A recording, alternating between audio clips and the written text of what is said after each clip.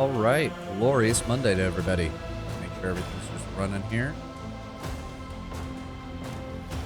I'm on Stream Manager. Make sure everything's coming on. Thank you. OBS, we looking good.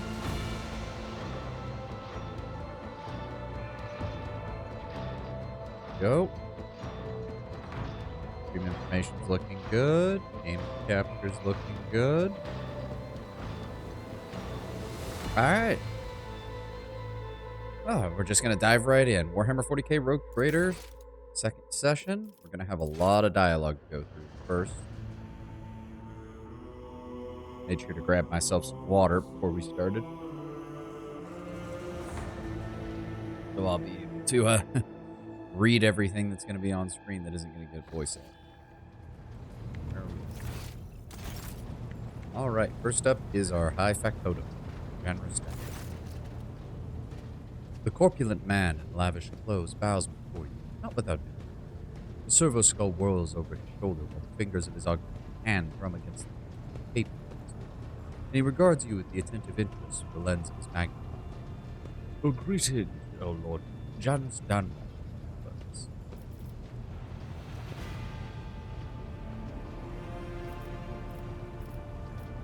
What exactly do you do aboard? As the High Factotum, my duties encompass anything that might interest you and your protection. Supplies delivered that our partners staff their promises, and that all servants remember that the Emperor's grace toil good for what will end his dynasty. I also make arrangements that our homes are left thorough inspections by port customs, and I find buyers who wish to serve. How did you come to serve the continent? I come from Dargonus, and have been a subject of your dynasty since birth, and have always strived to use great. Alas, it was not my fate to be the primary heir of my family to be 15th in line, so I decided not to stand in the way of those behind me, they say, who shortened the waiting visit of my experience. Generous lets out an almost kindly chuckle. While my brothers and sisters schemed against one another, I studied the exact science and mastered cookery, the greatest art of the Adeptus of the Strata. I must admit, the accumulation of wealth, something one can control, is far more exciting, hunting, arousing than the other traditional amusement of noble people. What was Theodora like? That is a tricky question, O Lord. You ask it of everyone, knowing they risk losing their heads, but they can careless remark about what they suffer. I shall put it this: working with Lady Theodora was never boring and always profitable. The Imperium has billions of subjects, but only few who do only few do what they love. They are best. I would say Lady Theodora was one of the important souls. She was a model rogue trader. She surrounded herself with those who excelled at and loved their work. Hers was a rare talent indeed. I wish to know more of what you think of your fellow crew. Keeping tabs on the board, it's a wise move. Tell me who interested Generous's eyes light up. Obviously, he. Tell me of Seneschal Abelard Viserion. Lady Theodora managed to do what he in the Imperial Navy. Each Master Viserion to carry out orders that fundamentally disagree. I do not know what method, but the result was impressive. Having said that, something else. Your Seneschal became far greater than will. He possessed the cunning and experience to run the protective capacity whenever way. And that really is saying something. I would keep an eye on that old man, or alternatively, turn him into a fake. What was your opinion of Conrad White, former master of this? I hope I never restart. I hope I never set foot aboard this vessel again, not even as a servant, although he wouldn't do that way. Someone has to clean the retrieves, after all.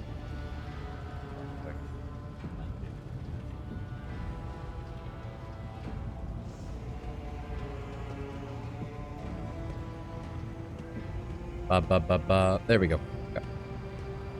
The Factotum's bloated face grows stern. He gave us all quite a fright on that ill-fated day.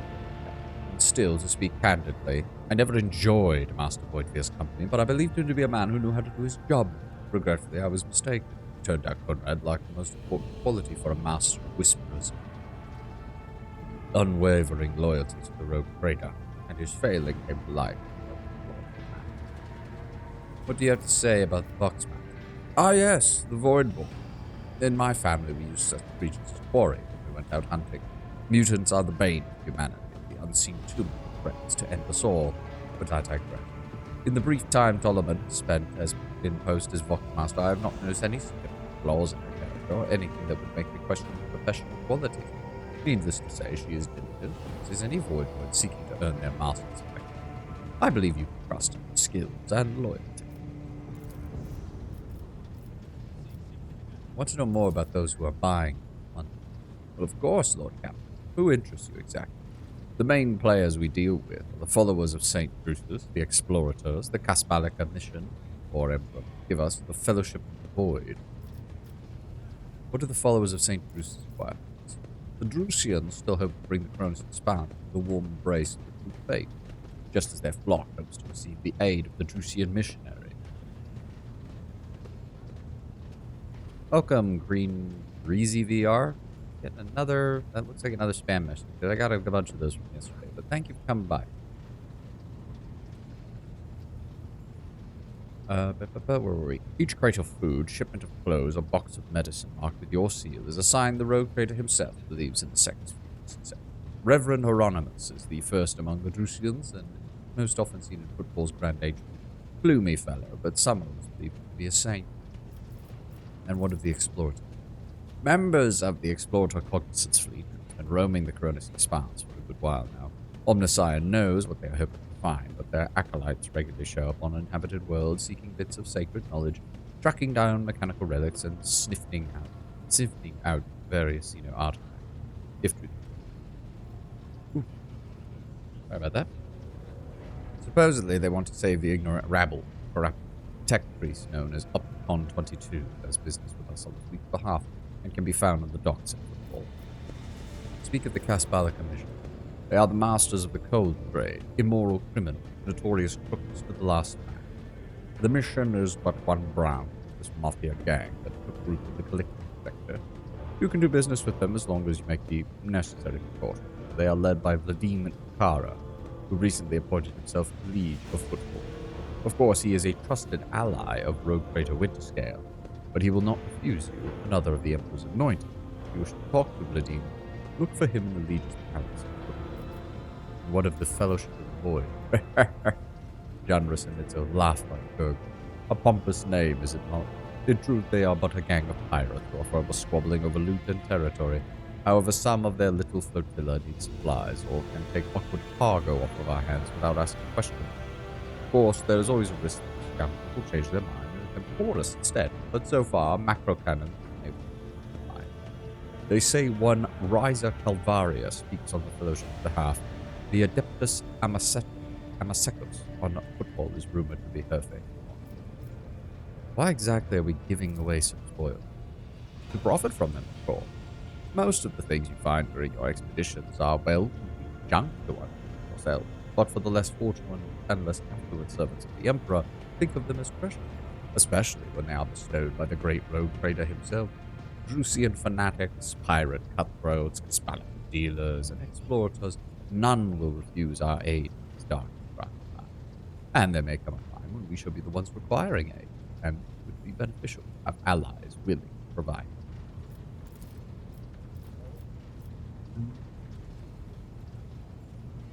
Honestly, I don't care, and I want to see if something happens if I keep the Theodora statue around.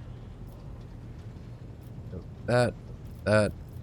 Have you ever heard of a ship named the Fiery Reckoning?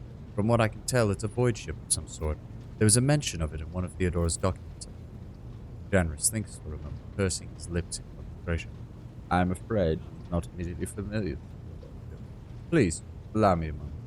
Starts rapidly tapping the screen of his data slip. I say, House Von Valentius did indeed sign a contract with the owners of such a vessel, designation Fiery Reckoning. There are transactions, records of cargo from Kiava Gamma. Odd, the data log ends there. Apparently the ship had some interaction with one of the workshop industrial. I beg your pardon. That extent of the assistance I can provide you. Shall I wait your instructions? Alright, got him done. Oh, oh, who's left? Got Abelard, Boxmaster. Abelard? Lord Captain. Abelard studies you briefly but meticulously, as though he inspecting you for shortcomings. Then he offers a courteous nod. I need to talk about things that are useful to me as the road. A noble aspiration, Lord Captain. I am ready to acquaint you with all the particulars that interest you. I want you to outline the situation in the Coronis Expanse for me. What do I need to know? This is a topic for an official briefing, not a casual conversation. But I will try to answer succinctly. And if you permit, in my own words. The Coronis Expanse is considerably removed from the heart of the Imperium. This means that local warp routes become useless within months. Established pathways are regularly subject to attacks from all kinds of rabble. And in the only major port, the Imperium's frigates find themselves moored alongside pirate vessels. Until recently, the Coronis Expanse could hardly have been called a region of the Imperium. The situation has changed with the arrival of the Lord Inquisitor, but not by much. This place operates under its own rules, you see. More radical, so to speak. But ones that allow for a non-standard approach where there is a promise of victory. The Coronis Expanse is considered rogue trader territory for a reason. Only rogue traders have sufficient military might, audacity, and the rights granted them by the warrant to survive the leap into the unexplored part of the Expanse, and in the event of a successful outcome, to hold on to whatever they manage to capture on the frontier. The main players that I need to be aware of in the Coronis Expanse. In the first instance, you should treat official representatives of the Imperium with respect. The Expanse may be on the fringes, yes, but it still numbers among the territories of the Golden Throne.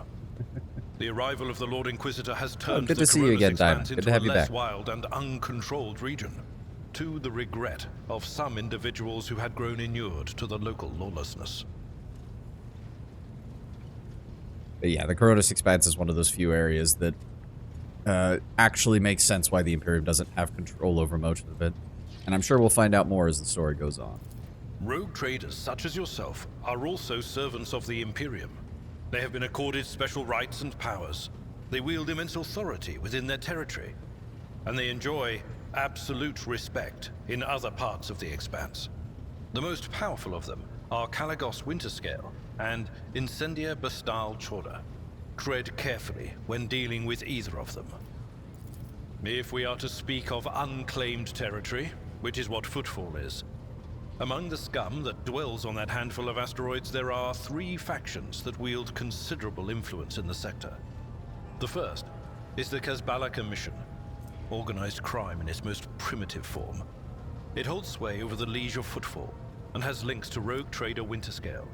The second faction is an offshoot of our shining ecclesiarchy, followers of St. Drusus. They are actively building their forces and hold influence over rogue trader Chorda.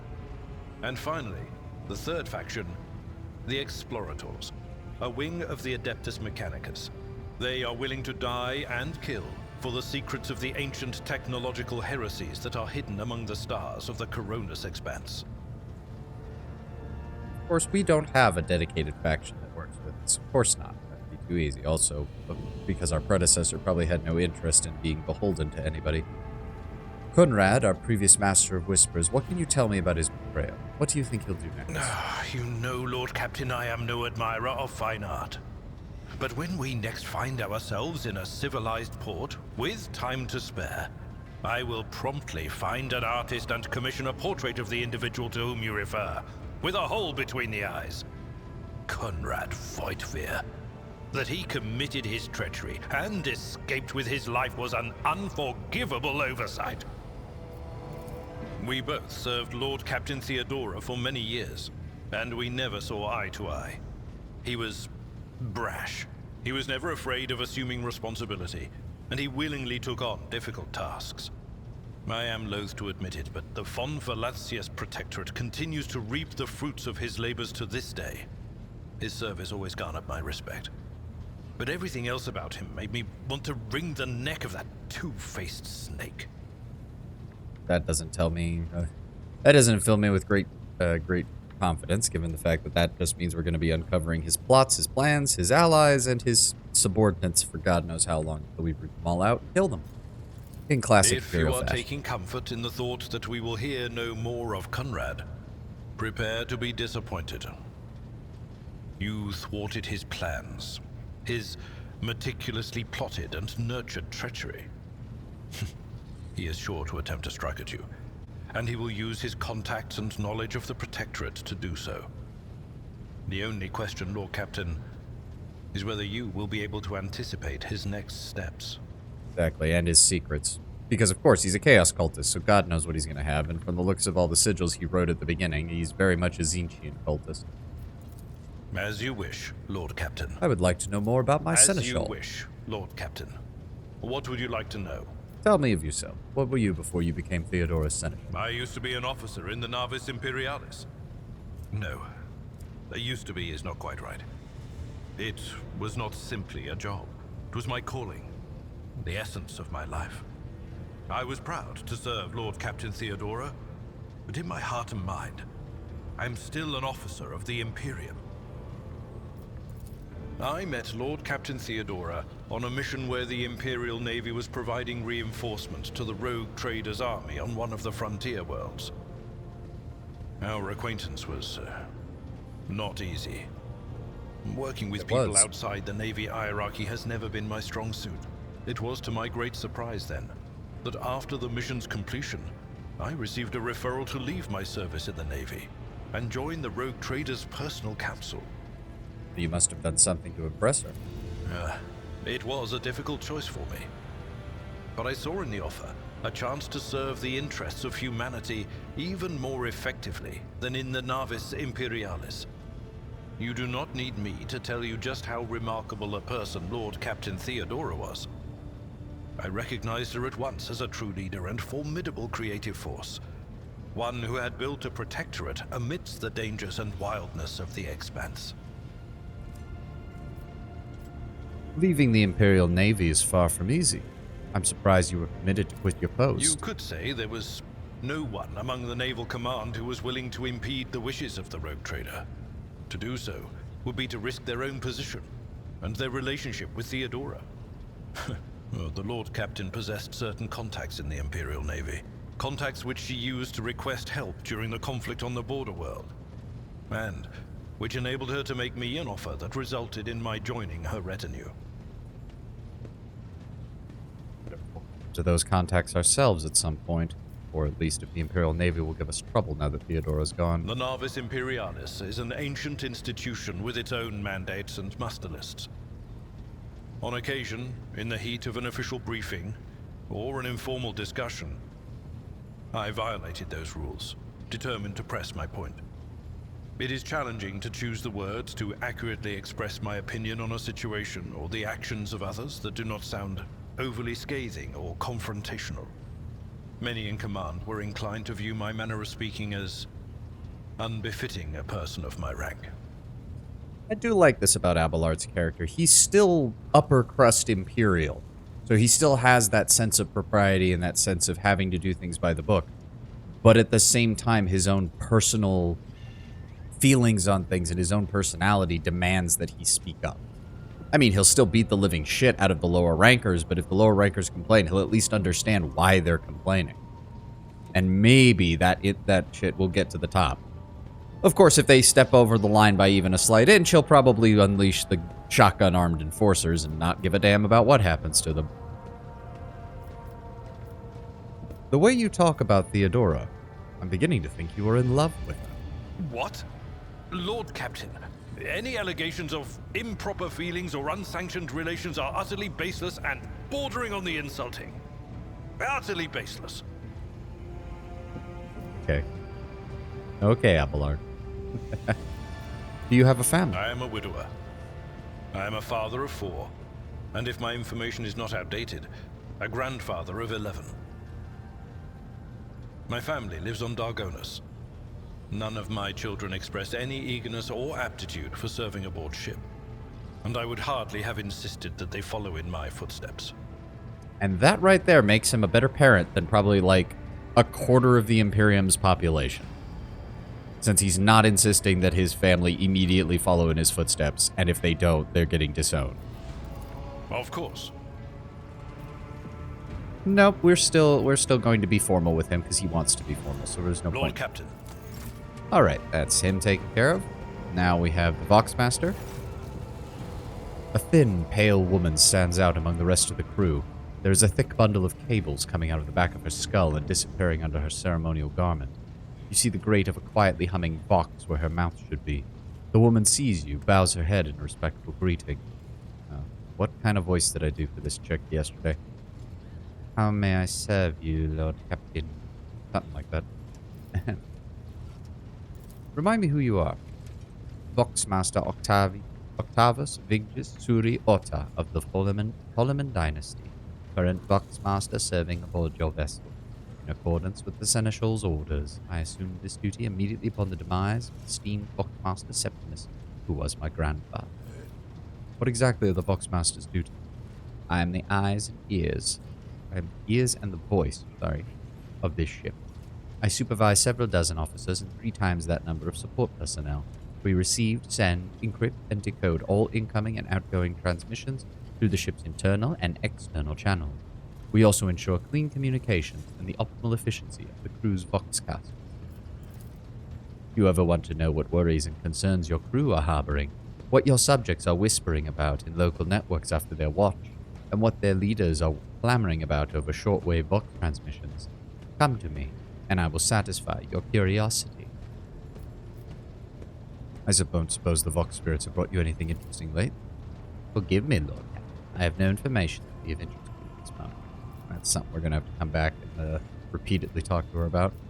Your appearance is unique. Voidborn, correct? My appearance comes from my heritage. Generation after generation spent their entire lives in the depths of the Void Ship. Neither we nor our ancestors have ever left our home, but the same can be said of many denizens of the Imperium's million worlds. We are used to the silence of the cosmos and the voices of the ship. There are thousands of us, but we dwell far from the Lord Captain's upper decks and remain unseen. We are the Voidborn. Where does the word Voidborn come from? We are the children born in the void between stars, be it the womb of a traveling vessel, an orbiting satellite, or a forgotten asteroid station. Low gravity, voyages through the warp, and the countless dangers of space travel. Everything others hate and dread is but second nature to us. Tell me about the lives of the Voidborn in my crew. To us, the groans, creaks, and murmurs of the ship sound the way babbling brooks and singing birds do to world dwellers. We hear the ship breathe, know what it feels and thinks. We are part of the ship, just like it is a part of us. We perform numerous functions, and there are many officers among our numbers. Some maintain order and prevent mutiny, others serve as shepherds and support the crew, and some devote themselves to mending the body and spirit of the vessel. Most of the Voidborn are members of large void ship dynasties that bear responsibility for a specific aspect of the ship's life. For 300 years, the main branch of the Tolaman dynasty has produced the ship Voxmasters, and most of our subordinates come from the cadet houses of the dynasty. Even in space, we've got to have feudal, quasi-neo-feudalism, even among people who don't actually have any noble titles.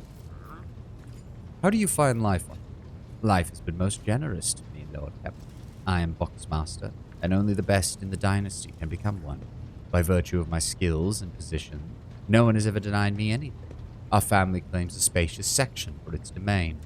I also enjoy long walks through the narrow, dimly lit corridors of the ship, listening to the sounds of her, falling asleep and waking to the chanting of the hymns, and admiring the stars beyond. How do the others on the ship breathe? We look, speak, and move differently from the inhabitants of the planetary worlds. Our way of life, our traditions, and quirks frighten those people just like the darkness of the cosmos. Many believe us to be bringers of ill fortune, and alas, it is the Voidborn who get the blame for terrible warp phenomena during longer journeys. Several years ago, an unfortunate warp jump caused all food aboard the ship to spoil instantly. 15 days later, a hungry and furious crew nearly massacred all of us on the lower decks, blaming us for the misfortune and hoping to restock the larders with human flesh. I would have been killed during the mutiny had Idira Tlas not shown up in the right place at the right time.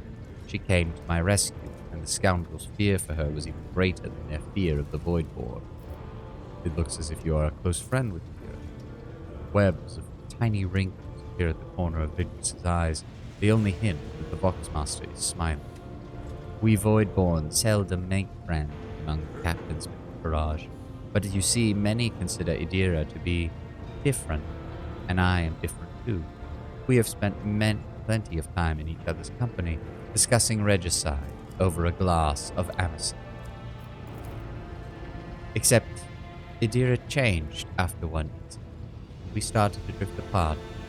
The death of Lord Captain Theodora made her withdrawn even more, and I do not know if Idira considers me her friend now. We used to be very, very close. It is good I can still look after her in my own way. Boy, I wonder if that has anything to do with the fact that Idira has heretical character points on her character sheet, and something happened that pushed her away from the others that previously had been her friends. The foul touch of chaos. Perception test. Interpreting the Voxmaster's emotion based on half a face and a Vox punch of the voice is no easy task, but you manage to catch the undercurrent in Vigus's words. The Voxmaster is not merely saddened by her rift with Idira, he is devastated by it. Have you ever left the ship? I did once. It was dreadful. It felt like the massive blue dome overhead would shatter at any moment and fall, and my bones would be crushed by the gravity. Vigus twitches her shoulders, trying to ward off the flood of memories. The ship is my home, Lord Captain, and I would not trade it even for the bounty of 100 worlds. You still got no problem with that, thanks to the skill modifier and difficulty modifier. Connect me to the vessel's main channel. I wish to bolster the morale of my crew. The Voxmaster nods obediently, pressing several switches on the device she's holding. It is done, Lord Captain. You address the crew with a rousing speech, and hear your voice roll through the ship, reaching even the normally quiet corners of the vessel. When the broadcast ends, you do hear distant shouts of approval. That will be all. I live to serve, though. Alright, 2 left. Go ahead and get Bravor done. A tall man before you appears to be woven from tendons and muscle. Blue veins snake under his white, almost dove-colored skin, and his scalp and chin are covered in cropped white hair. His neck and shoulders are wrapped in wires that hint at the presence of neural connectors under his uniform. The officer's face seems to be twisted in a perpetual grimace of annoyance and anger, but he greets you with a respectful nod. Lord Captain, Master Helmsman Ravor at your service. Who exactly are you? Master Helmsman. Stand at the wheel of this here your vessel, and Bach commands at the idiots who tend to its related systems. In layman's terms, I'm the one who stops us from running into an asteroid or a disruptive gravitational wave when we're traveling through the void. Do you control the ship in real space? I wish that was my job. I have to steer her through the warp, too. But most of the credit for that goes to the navigator. The warp's a nightmare, tossing up something new. All my years at the helm count for nothing in them. My part's small enough, I just monitor our systems, follow the charted route. I don't pick up a fuss when new orders come in from the navigator's sanctum. Real space. That's where I keep my eyes peeled. Gravitational anomaly, void currents, hard radiation pockets. That kind of shit shows up everywhere. Thank the Emperor, the augurs on this vessel are holding up, and so far we've been able to spot if anything bad comes our way. And who exactly are these idiots you say you're in charge of? Too many to list them all. Text priests from the Enginearium, voidsmen from the auger decks, the workshy fools that traipse about the bridge. I'd have every last one of them flawed. They all need a wake-up call. They'll need to be whipped into shape, or else this ship will be going nowhere. Or even worse, it'll be going somewhere we don't want it. You are Voidborn, are you not? I am. Born into the Helmsman clan in the bowels of a Chartist vessel. Studied family trade until I was 15. The entire clan got butchered in a mutiny by lower hold scum. They spared the young'uns. Of course they did. Kids with implanted connectors make great navigational servitors, but I was having none of it. They weren't going to make a servitor out of me, so I escaped into the crawlways. Then I spent months picking them off, one after the other. You got me talking up a storm. Anyway, yes, I'm a Voidborn. You may finish your story, Ravor. Not much to tell. I got at anyone I got a hold of, and then I fled upwards to the middle deck. That's where the auger operators took me in under their wing. They have apprentice helmsmen of their own up there, you see. Nobody asked me any questions, so I stayed, grew up, trained, got smarter, Ended up a junior helmsman. A dozen years later, Danrock spotted me and lured me away. Cheeky blighter. Do you know anything of a ship called the Fiery Reckoning? Heard the name. That much I'm sure of. But I can't recall the details. I wonder if it's part of that operation that the late Mort was put in charge of. If it was, then there's nothing I can tell you, Lord Captain. The whole thing was kept under wraps. Your best chance would be to ask the High Factotum. Maybe some of his treasury records have mention of this Fiery Reckoning. I see you are not exactly the gregarious sort. Brevo's eye twitches, which makes the grimace on his face even uglier. Have I done something to displease the Lord Captain? Contrary, you're the first person on this bridge who's not tripping over themselves to lick my boots. The helmsman's perpetually twisted mouth twitches as if he's trying to smile. It looks sinister rather than friendly. Oh, well, I'm pleasantly surprised myself that you haven't ordered me flogged for insubordination. Will wonders never cease? Bravor points at the cables around him. Connecting wires. Once they go into the control panel, I become one with the ship. Except the bloody cogs messed up the wire stimulus injector connectors when they first implanted them. They twisted the wires the wrong way or burned something out in my brain. I can't sleep. It just doesn't happen anymore. 30 years of non-stop stimulants and splitting headache. So you forgive me if I'm not all smiles, Lord Captain. Tell me more about the void. Lord Captain, I mean no disrespect, but you do better to find someone with a knack for conversation, like Ptolemy, the new Voxmaster. I ain't the talkative. I just get the ship where she needs to go. Best let folks stick to what they do best. What can you tell me of the other officers? Good-for-nothing wasters is what they are. Each and every one. Take Janrus Danma, highborn weasel. He fawns over the officers, but some of the deals he makes would get them burned alive if they knew. And he drags other people into his scheme so they can take the fall for him. One of my junior helmsmen got caught ferrying goods from Footfall for him. Caught by the Seneschal. Ended up at our void hatch. Danrock couldn't give a damn. The Voxmaster, another Ptolemy, just like the last one, void rest him. Not much better. She cut off half the Vox channels the day she took up her post, said the Vox system was damaged, and the Enginarium had no contact with the other modules. Without that, how am I supposed to steer the ship? Click the Cog's reports with the powers of my mind? First officer was Sarian. I can't stand him, like every naval officer I've ever met. He doesn't know a damn thing about actually controlling a vessel in the void. He puffs himself up all the same, throws his weight around. Me and him would have words a few times before he left me alone. Thank the Emperor Lady Theodora trusted me more than the Seneschal when it came to helming a void ship. Then there's that woman. What's her name? Tlas? Lady Theodora brought her along whenever she went. Looks what happened. Wouldn't be surprised if it turns out she was the witch that delivered her to an early grave, just like countless souls before. I don't see why anyone would want that walking calamity on their ship, but some would disagree. They do say she's friends with young Ptolemy now, or at least used to be. Do you like anyone at all, or what kind of question is that? I like you and Lady Theodora before you. Where would I be if I was just making tracks about the rogue trader? I don't want to die just yet. I'll take my leave with you. Alright, and last but not least, Argenta. We already did her little side quest for the orphans. Greetings. Yep. Reciting a prayer and looks at you only once she has spoken the final line.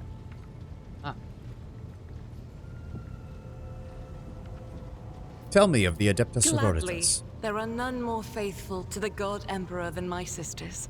We fight against his enemies by the will of the Holy Ecclesiarchy. I beg your pardon, rogue trader. Here I am talking about what every lesser noble in the Imperium knows. So what exactly are you interested in hearing about? They say the Adeptus Sororitas are the fiercest in their faith among the warriors of the Imperium.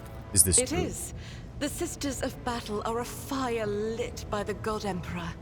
They are the echo of his voice that travels through the dark expanses of the universe. We bring his wrath to heretics, mutants, and other enemies of humanity. We protect the faithful from the unholy and unhallowed. Sometimes with words, more often than not with a bolter. And are all the sisters truly as faultless as you say? Even the novices of the Adeptus Sororitas are drawn from among the most worthy.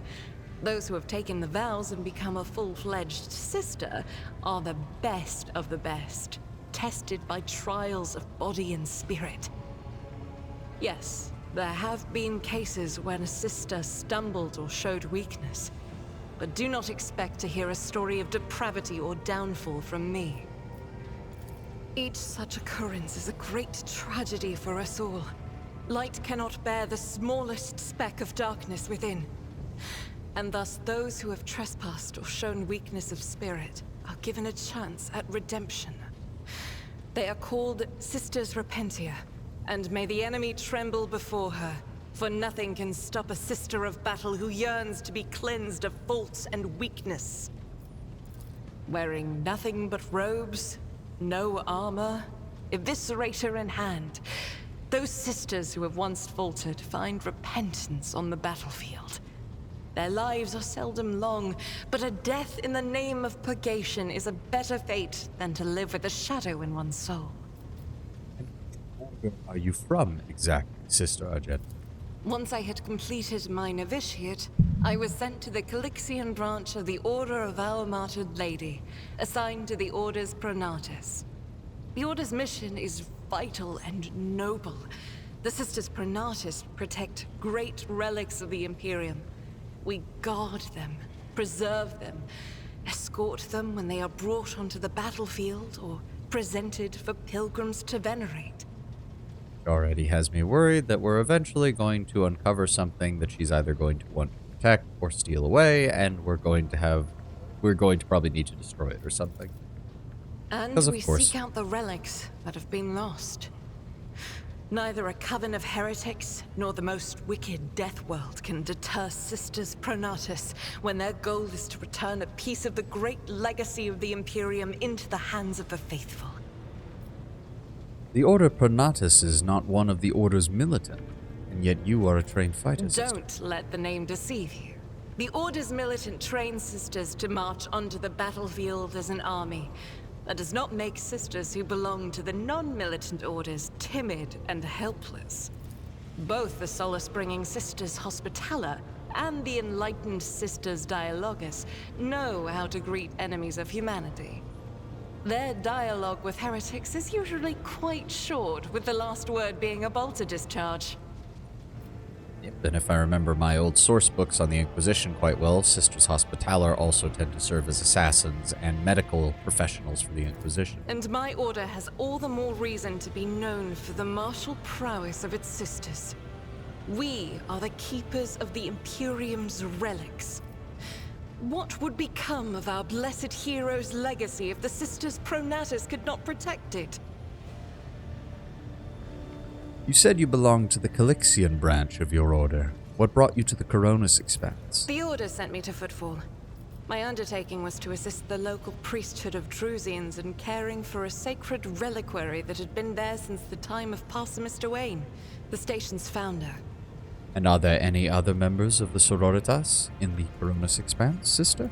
None that I'm aware of, but the Sisterhood's orders are many, and can operate independently of one another, sending their sisters wherever their presence is needed as deemed by the Ecclesiarchy.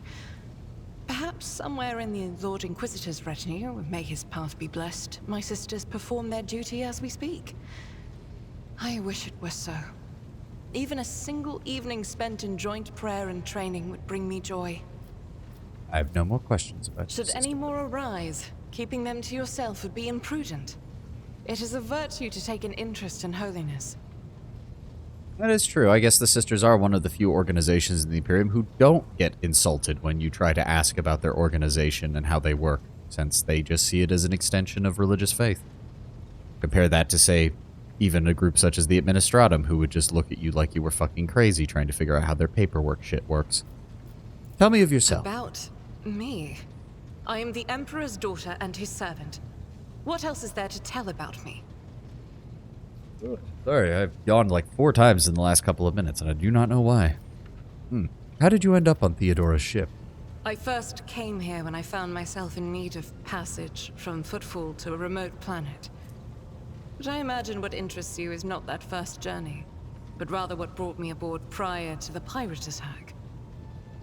That story is complicated. It just so happened that Interesting that the voice actor says pirate attack, but line is supposed to be cultist attack. Maybe they changed that at some point. I made a mistake. In a moment of laxity, I was ambushed by the accursed followers of the archenemy. I was badly wounded. Lady Theodora came to my aid and brought me aboard her ship, while her crew attended to me in my weakened state. It all happened not too long ago. I'd barely recovered from my wounds when the pirates struck. Truly, the servants of evil know no rest. There is no place where we can be safe from their machinations. Yeah, there was pirates again, despite it being cultists in the line. Interesting. What happened to the people who wounded you? Did Theodora's men eliminate them? Sadly, they did not. Lady Theodora was in a hurry and chose not to stay on the planet. Her people took me to a ship while I was unconscious, and when I came to my senses, we were already flying away. How I pray to come face to face with those heretics once more, and it's bound to happen someday. You mentioned making a mistake. It happens even to the best of us. My mistakes are my burden to bear. I'll find a way to atone for them. That's not going to come back to bite us in the ass. Where did this happen exactly? On one of the recently discovered planets in the Expanse.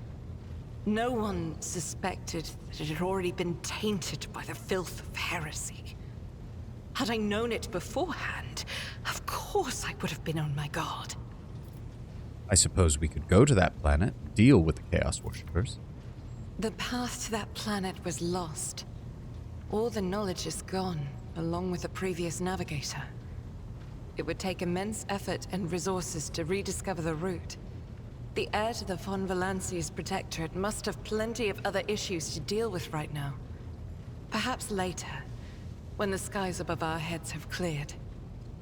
I am appreciative of this, is that, yes, she is a sister of battle, she is a fanatic, she is completely zealous in her pursuit of the Imperial cause, but she's not entirely without common sense. Which, given that the vast majority of the Adeptus Sororitas are trained in the Schola Progenium before transferring to the Ecclesiarchy and becoming full-fledged Sisters of Battle, makes sense. She would have still been trained in the basics of, well, practicality, essentially, survival, and an understanding that some things can't be done immediately, no matter how faithful one might be. What was it like traveling on Theodora's vessel? I hadn't been here that long. Just one journey from Footfall, and the other journey, the majority of which I spent in the confines of the Medbay. I can't tell you much about the first voyage. I was more focused on prayers and ruminations than on the people around me, I or might the journey slightly. itself. During the avoid that. last journey, Seneschal Viserion stood out for me. He came by several times to ask about my health. He's an honorable man and a loyal servant of the Imperium. I think he is as meticulous in his inspections of the logistic systems as he is in his inquiries about the health of the occasional sister of battle aboard the ship. But not all of Theodora's people have earned my trust. You know who I'm talking about. There is no place for Adira Tlas among the God Emperor's faithful. I'm surprised she wasn't in league with the pirates. And I'm equally surprised by how deep heresy and treason run in this place. I'm glad we all made it through that dark hour. May the day that follows be bright.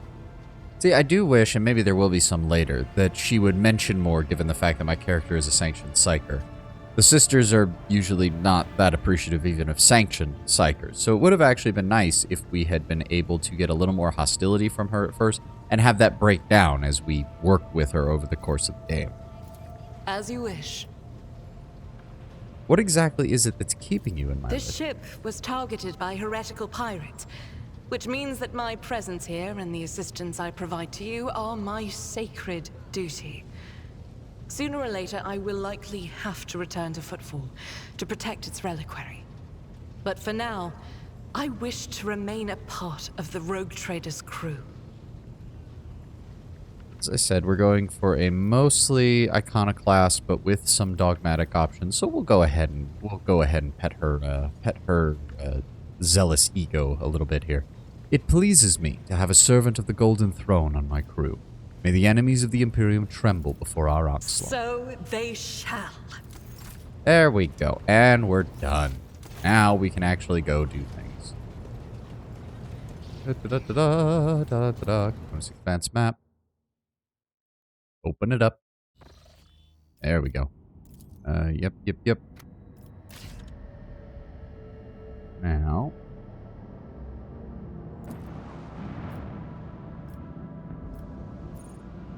What's that? If there's anything on Reichhead Majoris, if I remember correctly. Wow. Yep, we just get experience for that. I'm fine with that. Now, first step, go pick up the frickin' navigator. I already know this from the last time I played the tutorial. We need to get the navigator. Not only is she vital for our ship getting out of this system, she's actually one of the strongest characters in the goddamn game. Lord Captain, reporting the heralds of the Navus Nobilite continue to maintain Vox silent. Perhaps due to Urak 5 being off limits to visitors, we intercepted signals from the beacons drifting in the station's orbit. The demands are clear. We are told to turn the ship around immediately. We have also detected an accumulation of space debris near the station's docks. Presumably, it is the remains of an interplanetary shuttle. Perhaps the esteemed Navus Nobilite houses require aid, and therefore cannot respond to our Vox transmission. Order the Auger crew to give me a scan of the station. Aye, Lord Captain. The Vox remains silent for a moment, but then you hear static in Vigdis's measured voice. The officers from the Auger crew performed a full scan as requested, but the information is imprecise. They note wave distortions of unclear genesis that are throwing off most of the readings. We were able to ascertain that the reactor core of the station is still active, but many compartments are unpowered and some fully depressurized. The signs of biological activity are largely present in the central module, which means the station has not yet been abandoned. So the question remains, why are the esteemed navigator heralds ignoring us? See if you can contact the station again. I will attempt to negotiate personally. The Vox relays the cadent sound of grinding gears and clicking tumblers. Apologies, Lord Captain. The station does not reply even after an official greeting by a rogue trader and the declaration of intent to negotiate in person. We have no choice then. Order the crew to commence docking with the station. Affirmative, Lord Captain. We do not know what is happening on the station, so you will have to look for the esteemed navigator's blind. Dock safely, and may the God Emperor's light your path. Yep. There's our crew.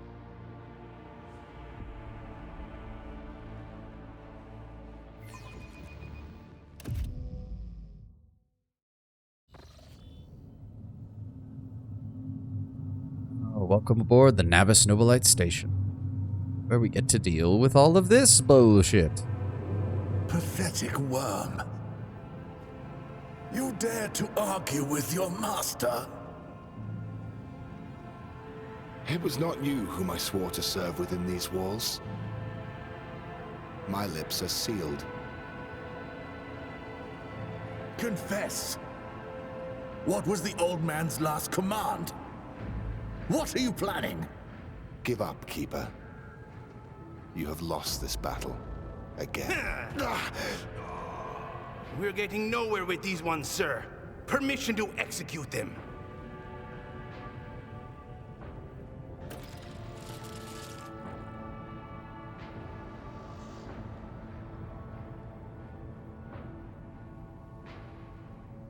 Why I decided to do that is I can't see all of the text.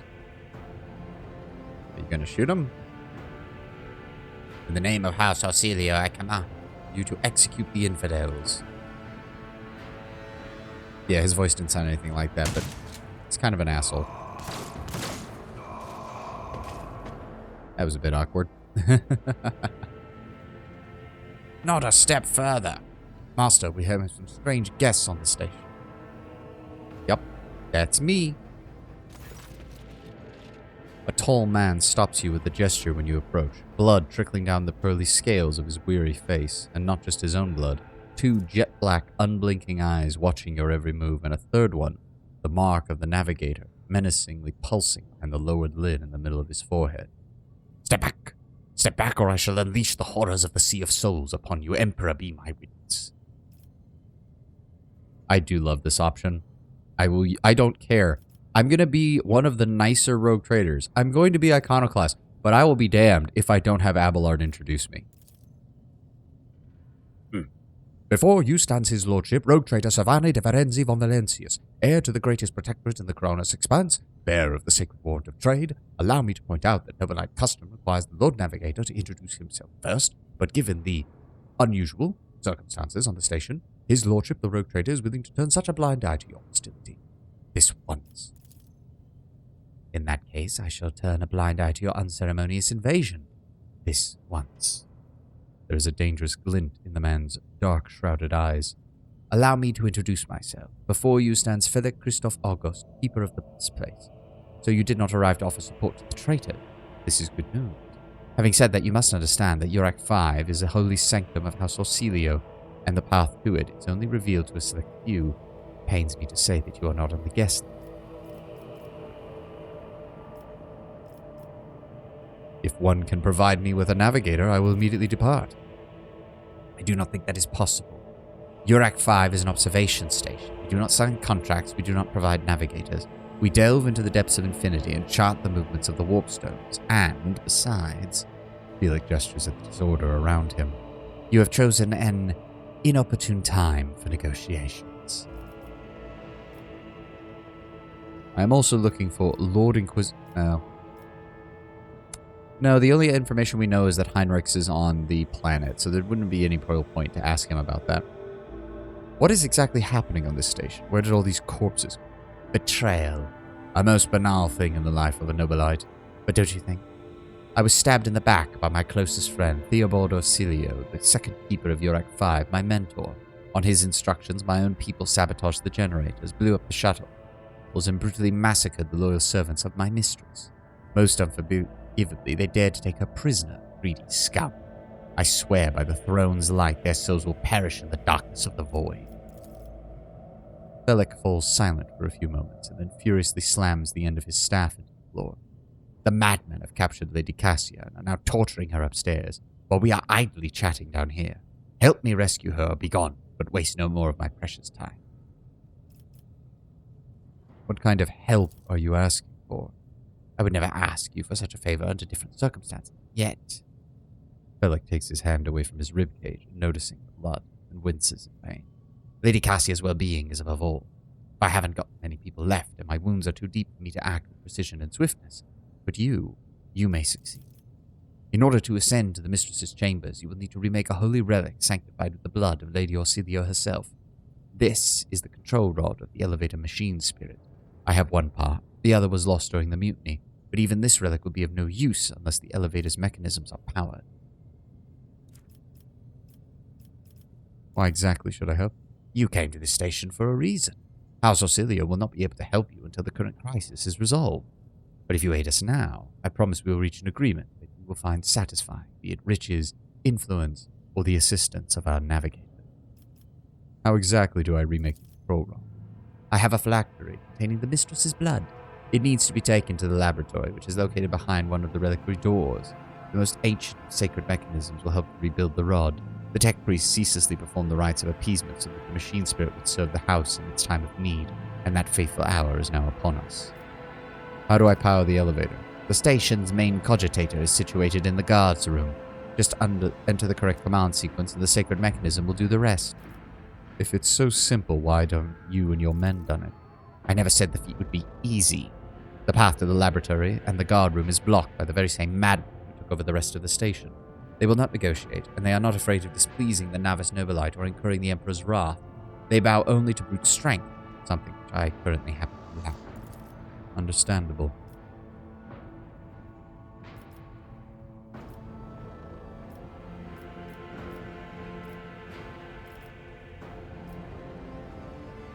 The woes of your house upset the balance of power in this part of the galaxy. I will help you, if not for the sake of profit, for the good of the Imperium. Then you should hurry. We will stay here to hold the line and prepare. Good luck, Lord Trader. May the Emperor's light be with you. Let us not dawdle. I think we can... Argenta, come on. I don't think we picked up any other pieces of equipment that I care about right now? No. Okay. White. Bright, pure color. And it's all riddled with horrible veins that carry the poison of fear and pain throughout its body. Who are you? Why are you crying? If the witch is talking about the enemies of humanity who set upon this abode of noble navigators, then our weapons will soon dispel their wicked misery. Thank you for that, guys. The corpses were mauled by a force far beyond any mortal capacity. The faces are twisted in pain and the hands are fused with improvised weapons, tools, scissors, and cutlery. I always keep my options open. Quick save. Jump over. The Emperor favors me today. Okay.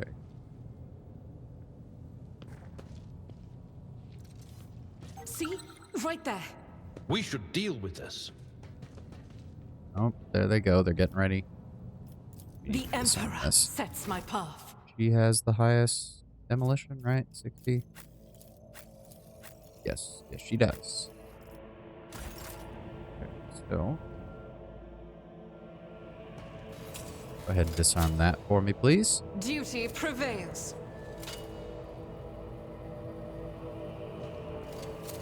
Disarm that, please. I better myself through my service. Thank you very kindly. I always have a backup plan.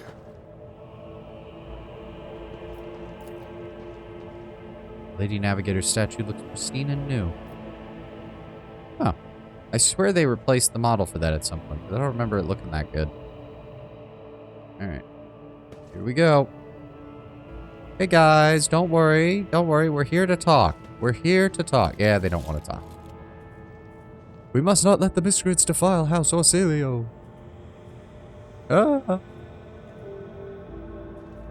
Get them! Also, I can't tell if he's wearing armor or if he's got an artificial hand. You will beg for mercy. Alright, here we but go. I will grant none. You dare cross the faithful? Do I need to? Now that I think about it. Game option.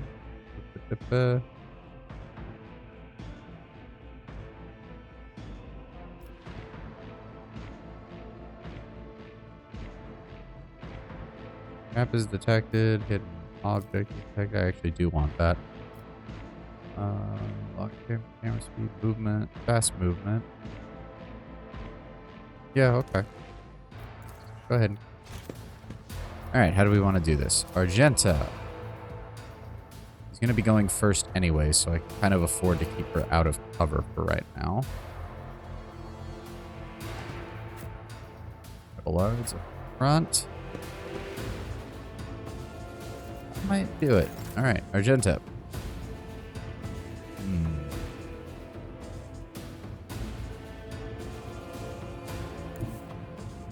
Rejoice in battle! How do we want to... Yeah, I'll we'll do do that. it. Pop, pop, pop. None can escape the Emperor's judgment. Okay, one dead. Almost got the Medicaid, which we... I might be able to kill him if I run and gun. Faith without deeds is worthless.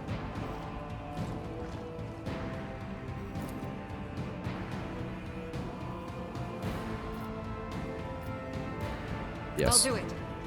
Another burst. Strike is a prayer. Wow, she...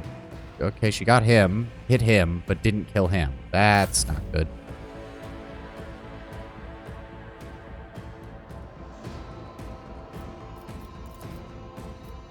Okay, but we can do that. Okay, so we're gonna run and gun.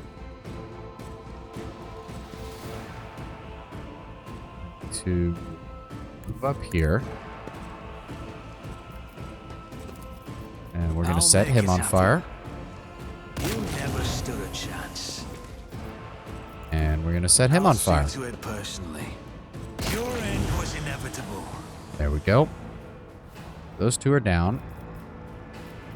That just leaves the rest of those guys and the squadron. My faith strengthens me. Alright, he missed. Stay Good. vigilant. Come on, keep shooting. Ow!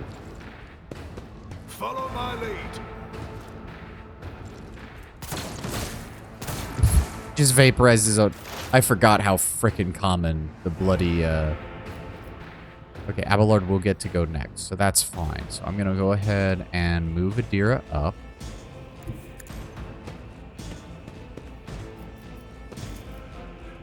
Oh, she might actually get him if we get a crit. Come on. Nope, but it did hurt him. Wait, rebound. What? Deals 1 direct damage to... Oh, she took minor damage from the Perils of the Warp. That's fine. There is so many things it could have been worse than doing 1 damage to her. So many thousands of different things that could have been so much worse. Alright, so we're going to run him out here. Then we're going to charge. I took care of this one. Take care of him. We got 2 over there, 1 over there. That's once per combat. That's duration 1 with a so yeah, he is out in the open, so we're gonna go ahead and use that. There's nothing else he can do.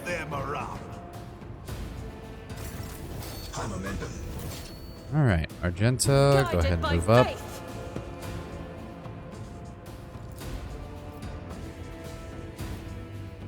24% chance. 30. Well, let's see if you can pop him. Hey, good shot. Good shot. Don't think we've got anything else.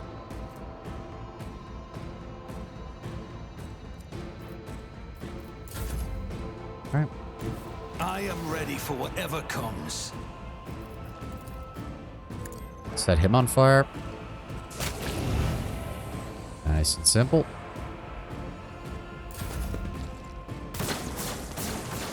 Wow.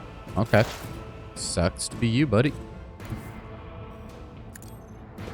Know if he's... That'll reach him. Do I need to waste...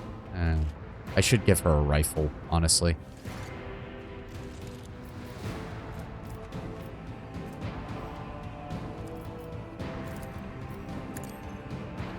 Break his brain. There. What the heck? A second one?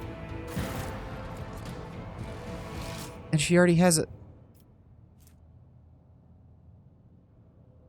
Are you fucking... What the hell? 2 of them in a row?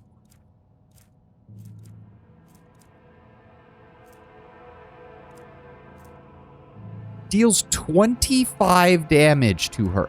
What the fuck?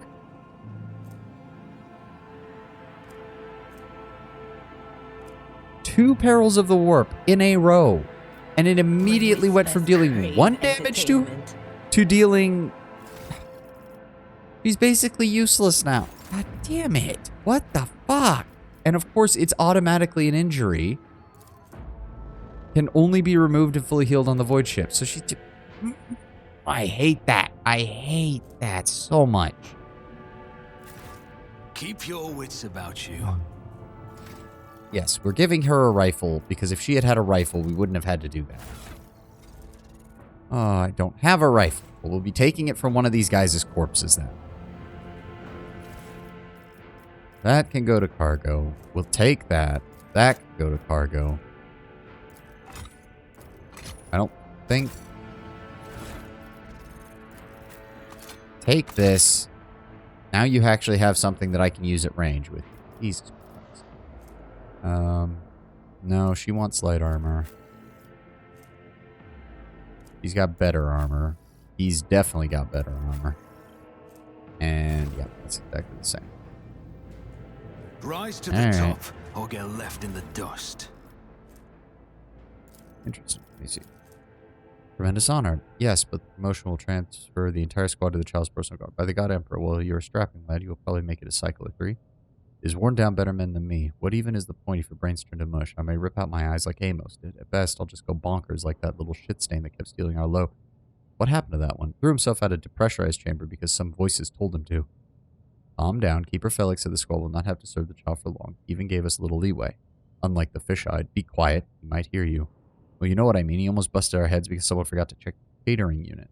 We haven't let in a single outsider in over 10 years, but Keeper Theobald keeps finding things to fret over. Imagine the shrieking if he finds out that Felix didn't make us inspect the hangar after Lord Winterscale's most recent visit. Their own forbid, I try to steer clear of the squabbles amongst the highborn. Some of the Keeper Felix orders make little sense, like the last time he commanded that we cut off communications with Rykad Minoris for a while.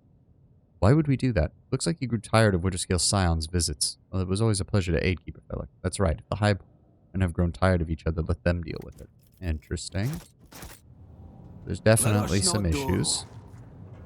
Yep, grabbed his shit. Grabbed his shit.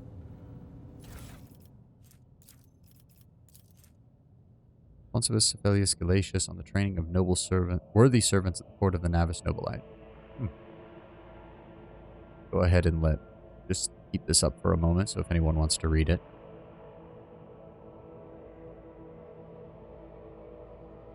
Never the same dress presented in the cycles.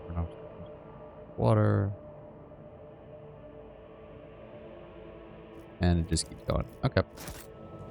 I always keep my options Nothing open. of value. Why the game keeps doing that. Keep an extra one of those, just in case. What do we got over here? Data crypt H40KO. Okay. An expected result. Statue of the famous Calixian, by the famous Calixian sculptor and chronicler Zacharias Vernon, the magnificent 23rd year of the millennial original. Okay.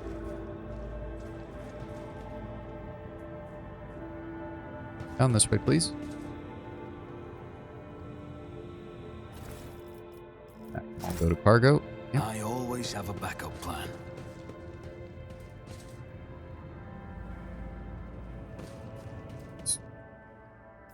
Medicate. I always get the job done. Most of these unfortunate souls took their own lives by slicing their guts wide open. Ugh. Not the best way to go. That's just cargo.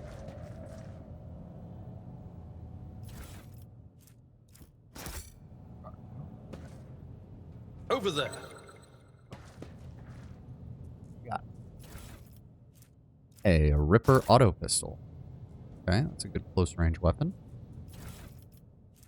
It's a mutated flesh sample. In fact, I would go so far as to say slightly lower, way higher rate of fire though, so at point blank range it's exactly what you'd want. So that he can just unleash it on somebody. Always keep your eye on the prize. Oh, wait, we missed something. We missed something. Go back to that later. There we go. Oh, okay. Check out this side first.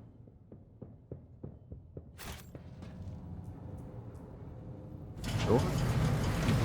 This could be an opportunity.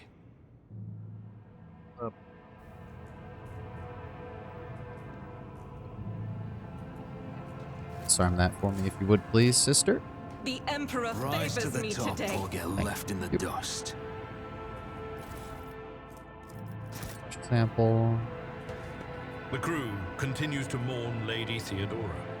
I fear it may affect the performance of their duties in service of the Lord Captain. In his service, will they find strength and fortitude? Only thus will they turn their hearts away from the frailties that lead to heresies. I do like that they include stuff like that. Owlbear's been doing that in a lot of their games. Just little companion chatter. Let us not dawdle. Don't even remember what this area was about. Attention to detail is the key to success. And we can't disarm that one from here, so we gotta go over.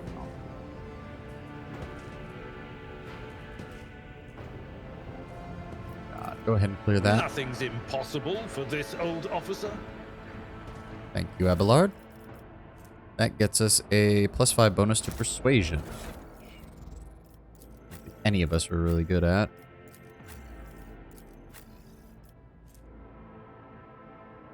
Not really that good for him. So I'm gonna go ahead. Well, it's not really that good for him either. They are still equal, so we'll go ahead and put those on. Alright. I always keep my options open. Why is there a Space Marine helmet next to that? I don't remember that being a thing. Just as I planned. Go. It would be so Kind sister. Disarm that for me, thank Duty you. prevails. Door opens. There we go. Grab those good in a second. Do you hear the screams? Move! Oh, somebody's losing it. Sir, are you alright? We can't hear anything. Oh, he's losing it. Oh, yeah. I see. You're in league with them. Is this an insurrection? Yes, indeed. Death to the traitors! And now he shoots them. Owlcat really still needs to work on some of that. Sir, what are you doing? Get a hold of yourself. Zap. Zap. Wow, you suck at aiming.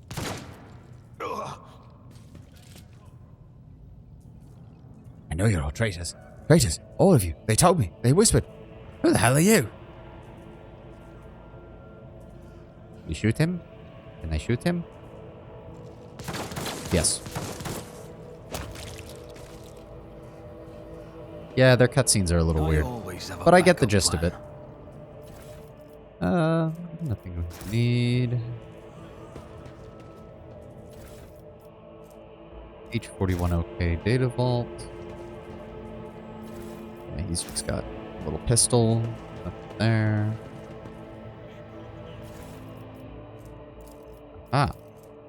Keeper Theobald graciously agreed to provide samples of his skin growth so we could study the influence of the rebellious Immaterium on the flesh of the Navis Nobili. Just as we thought, navigators are positively resistant to the restless currents of the warp. The God Emperor truly does shield some people against corruption and misery. But let us go back to the study of more flesh. Another servant will be carried in shortly. I must ready the organ extraction equipment. Adamantine dust and black water. This was the worst idea that could have entered my mind. God Emperor be praised, I'm lucky to still have the head on my shoulders after this reckless experiment. Nevertheless, we did make an important discovery. The adamantine seems to protect the frail flesh of the lowborn to a degree. Having said that, not even the macerator can handle its temper, so we should probably introduce a more complex compound into the formula. All the data related to the experiments were recorded to datacrypt K040H. We'll get back on them later once I'm done with H41OK. Have I mentioned that the chunk of meteorite found by Keeper Bellic's subjects is completely useless? Although its shining granules could be used to make new paints for the child. I think I'll do exactly that. Always keep your eye on the prize.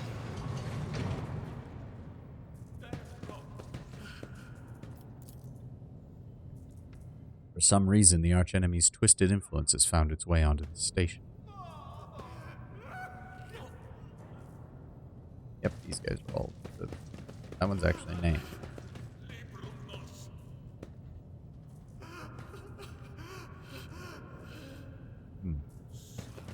Right, tongue cut out. That's how it's done. Is there money to be made? Go. Look at all this. Look at all this I loot. always get the job done. It's a cargo. Good. More cargo. Good. Even more cargo. Good. Give it all. Give me all. Ah, long las and a carapace on. Oh. If I recall correctly, long las is actually pretty decent to have as a backup weapon. And the carapace is just flak but better. Yep.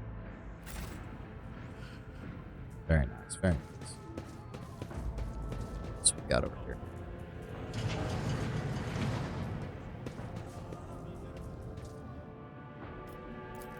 Awaken the Cogitator spirit. Cogitator's vid screen is covered in cracks, stained with dried blood. The button switches and levers were ripped out of the control panel with exceptional cruelty, and scattered around the sacred mechanism now sparks and hisses in agony, still refusing to perish. Attempt to awaken the Cogitator. You turn a few of the remaining dials, pull the activation lever. The cracked vid screen of the sacred engine flickers. The Cogitator's insides emit creaks and groans. The lumens oscillate at random. It takes a while, but eventually the machine spirits do grant you access to the Cogitator's systems. Request data on the station's navigators. Felix Orsilio, alive. Theobald Orsilio, upper chambers, alive. Calomira Orsilio, upper chambers, dead. Alexis Orsilio, lower levels, dead. Erasmus Estevan Orsilio, unknown, dead. The child location. Upper chambers. Biometric parameters. Rapid heartbeat. Elevated body temperature. Stress levels exceeds the permissible limit. Status unknown error.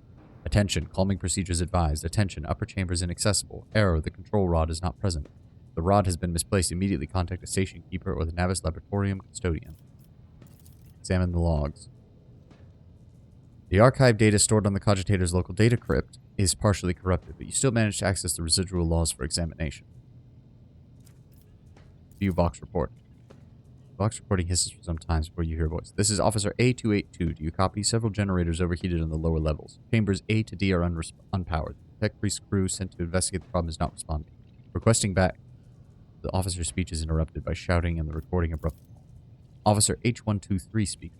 200 servants have perished due to explosive decompression in the living quarters. We've located traces of mechanical interference. The primary cause is officer sabotage. Crews 5, 6, and 9 are cut off from main compartment. We have enough oxygen for 20 minutes. May the Emperor save our souls.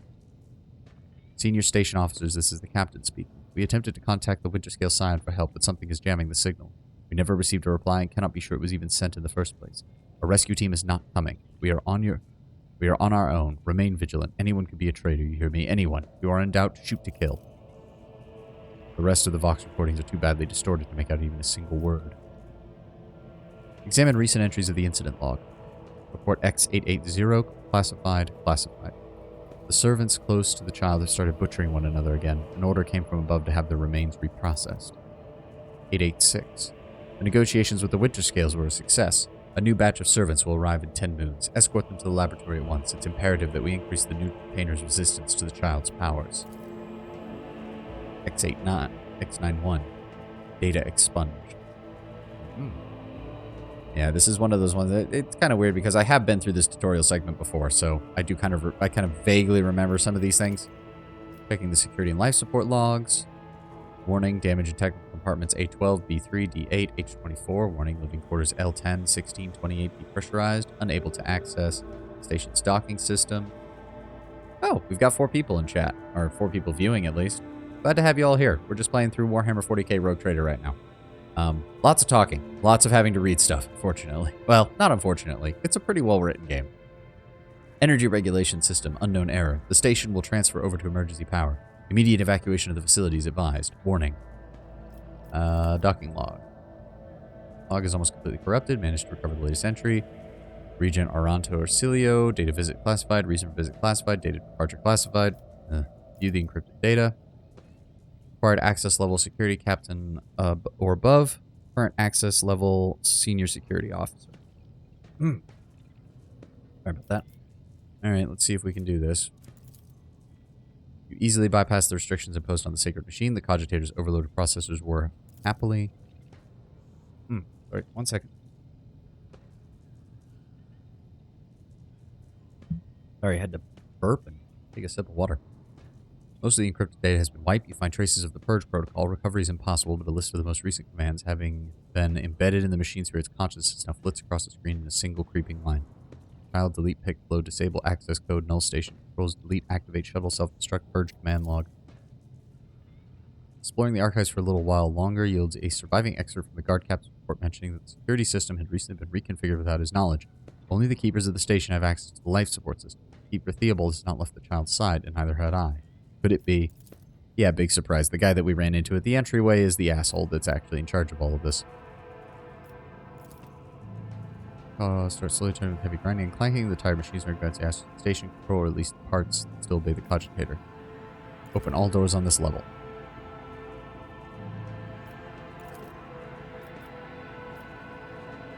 I don't remember how this one works. I think you have to find the one that actually says that. No. Oh, there we go.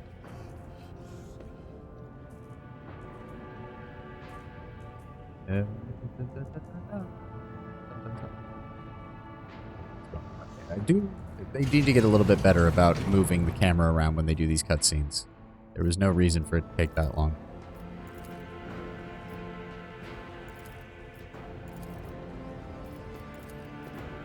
Okay. We try to call. One thing is certain, the problem is not lying with Cogitator's mechanisms. Main elevator control. Activate the elevator. Process query confirmed. Good. Alright. Shouldn't be anything else we need to do with that. Rise to the top, or get left in the this. dust. Nice. Now we need to go grab this.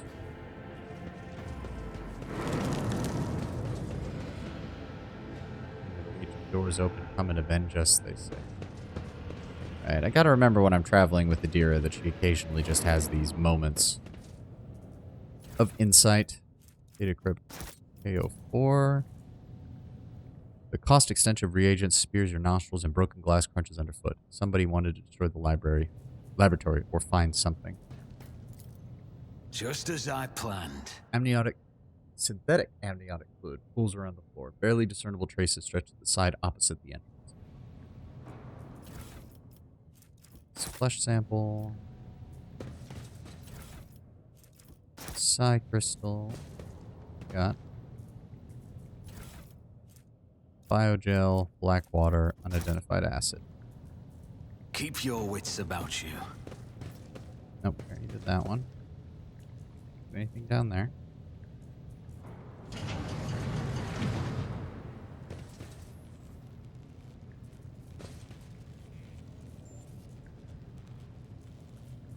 Okay, let's see what we got. Booster, remake control rod. Adamantine.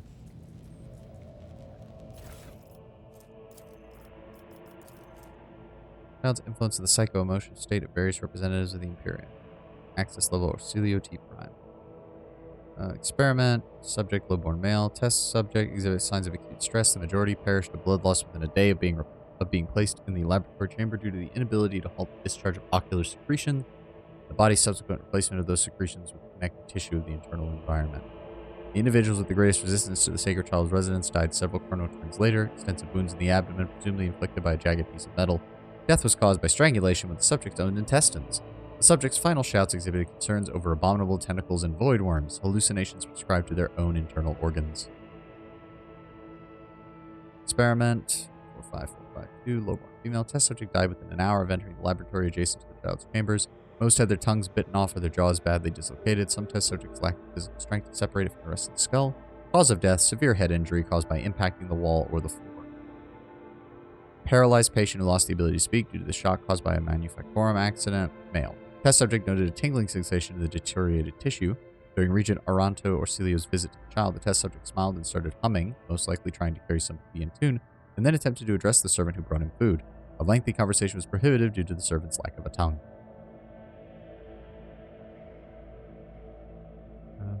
Experiment subgroup, a defective offspring of Lord P. Orsilio, pronounced unfit for studying the high art of navigation due to the mutation of tissues required for installation of the obligatory augmentations that merge one's consciousness with the vessel. Additionally, they display an overall feebleness of mind, female. Test subject mirrored the child's actions for 3 days. On the 4th day, the child became upset, hearing news about the untimely demise of Amos Cantarelli, an officer in her personal guard. As a result, one of the test subjects peeled away several layers of tissue from her face and died from the resulting massive heart attack. Last surviving test subject was executed for attempting to contact the child. Joy! Gotta love this.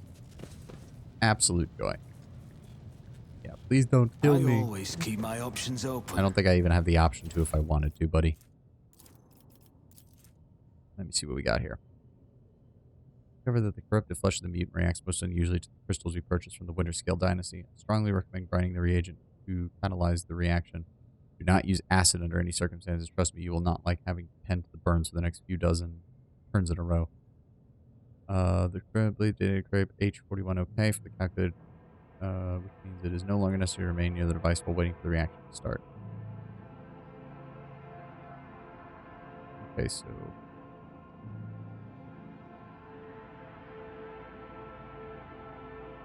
H41 OK, a basic, crystals, and the corrupted flesh. Let us not dawdle. This is intriguing.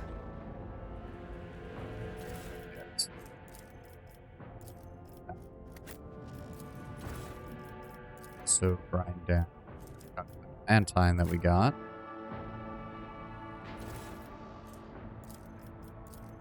My inventory. And lastly, the psi crystal.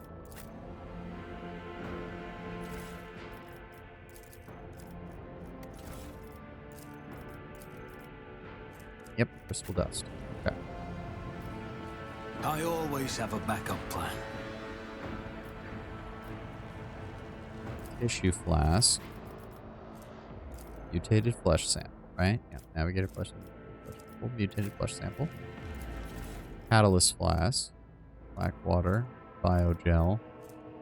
Not an acid, so we'll do the biogel.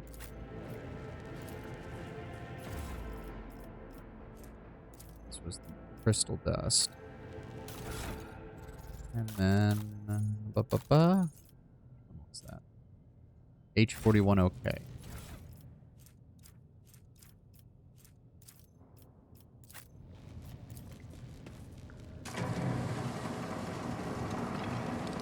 What's a peculiar thing? Grants immunity to toxic damage and inflicts a -10 penalty to toughness while in combat. Okay, sweet. And then the other one that we ran into, where was it?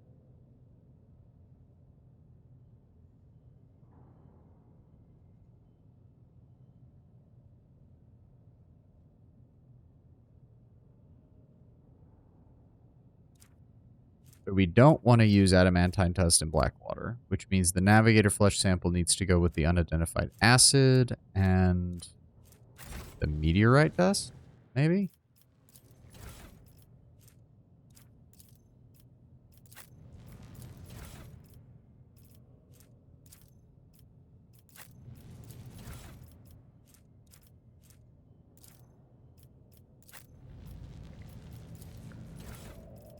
It would be the... Hold on.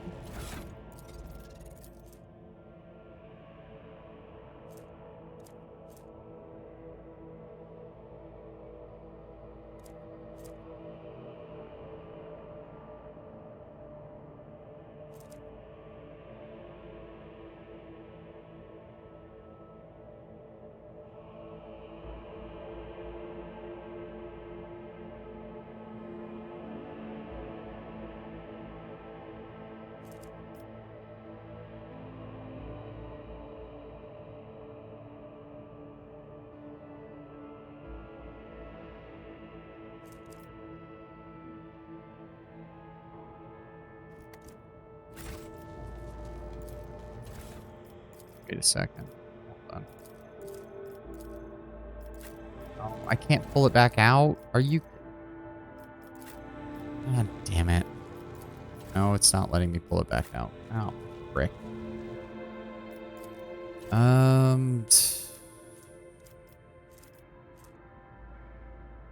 Is it then? Damn it. No, we did that one. Because that was 41 okay.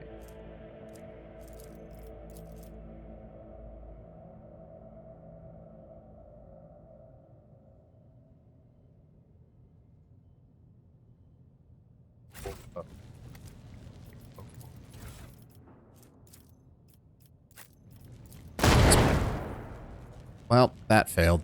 Never mind then. Son of a bitch. Rise to the top, or get left in the dust. Wait. Let's see. Go with willpower. No.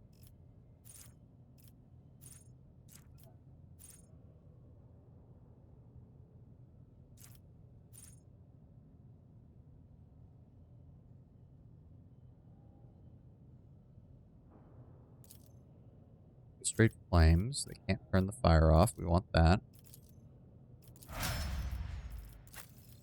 Abelard. Let's see here. Got endure.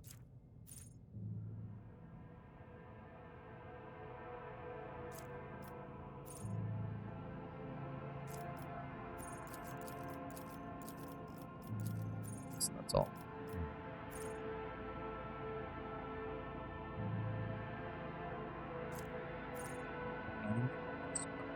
plus 10 plus of 10 plus 2 times toughness bonus percent armor and a plus 2 and a 2 plus strength bonus damage on melee. Yes, we want that one.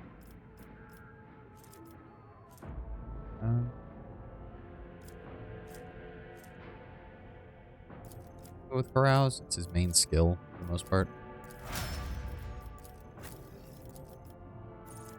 Vera.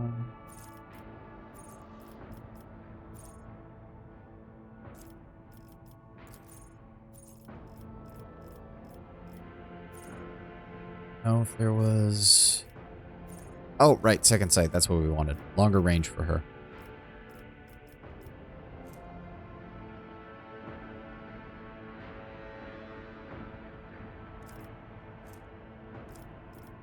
We grab perception? No, we grabbed awareness. Then we grabbed perception. So now we're going to want willpower.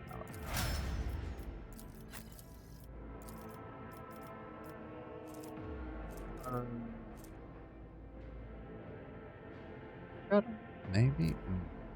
Hold on. It's an ability. That's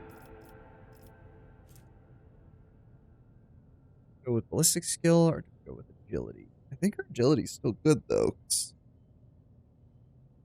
Yeah, I will, Diamond. I'm trying.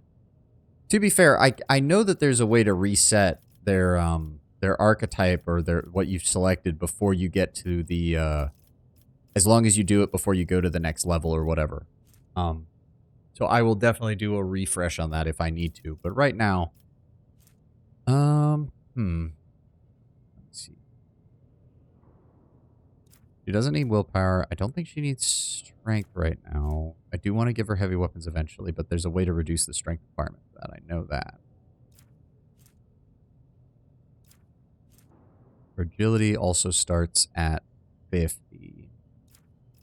But we did already pick up a +5 to her ballistic skill back here. So we're going to keep those equal. We're going to grab the other agility.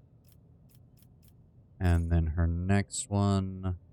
This is going to be an actual ability.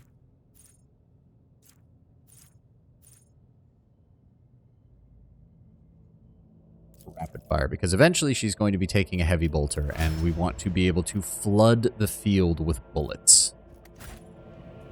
All right. Always keep your eye on the prize.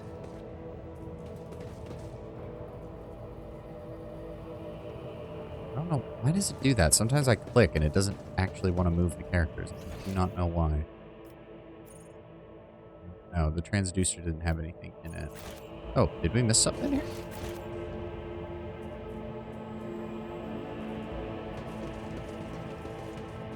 Yes, we did. Oh, okay.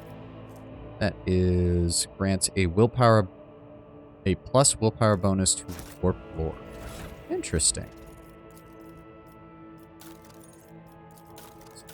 Where's that at? I want to see what does that even look like?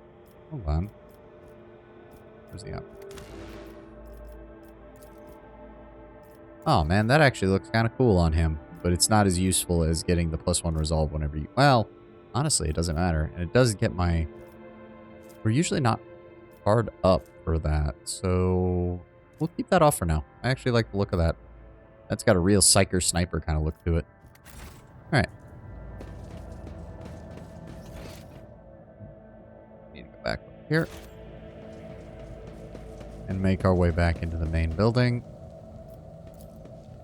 Experience? Nothing matters more. Keep your wits about you. Ah, yes, there was apparently this guy over here we can step up from. Multi-key and some cargo. Good. All right, let's get ready to deal with Asshat McGee over here. Save real fast. Everybody's good. I don't think there's anything like consumable that I can really use. That. He's got spare Medicae. He's got some spare Medicae. This reduces toxin damage, which I don't think anybody has here. I'm just going to go ahead and turn her helmet off. Go. All right. What's up, buddy? Orsilio looks a little better. His tangled hair is now neatly braided, his wounds are tightly bandaged, and there's some healthy color under the scales on his cheek. You dealt with the threat and powered the elevator. Well done. I trust you brought the activation rod as well. Remember, every second of hesitation may cost my mistress her life.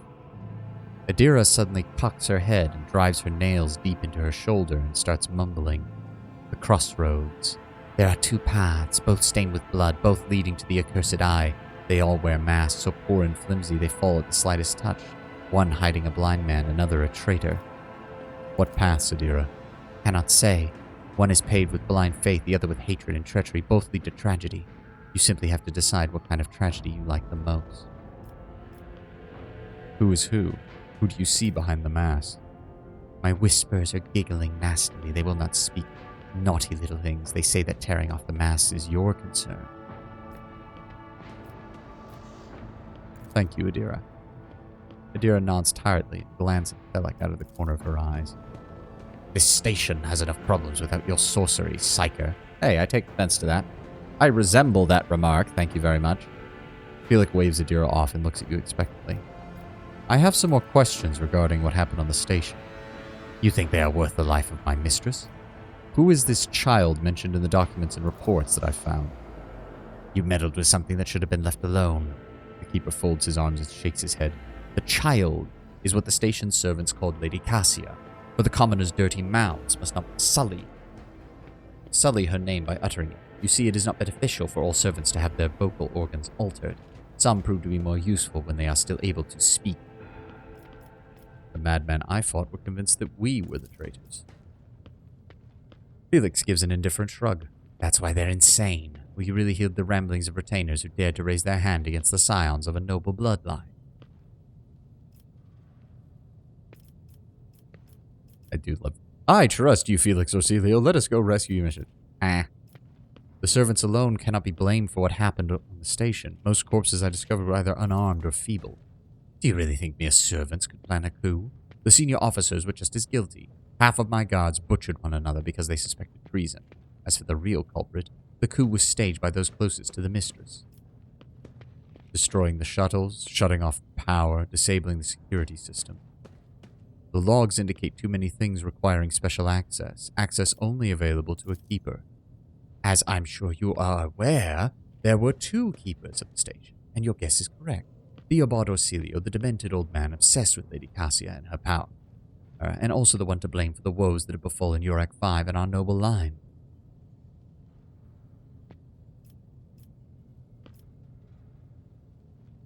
I listened to a recording of a private conversation between the station's officers.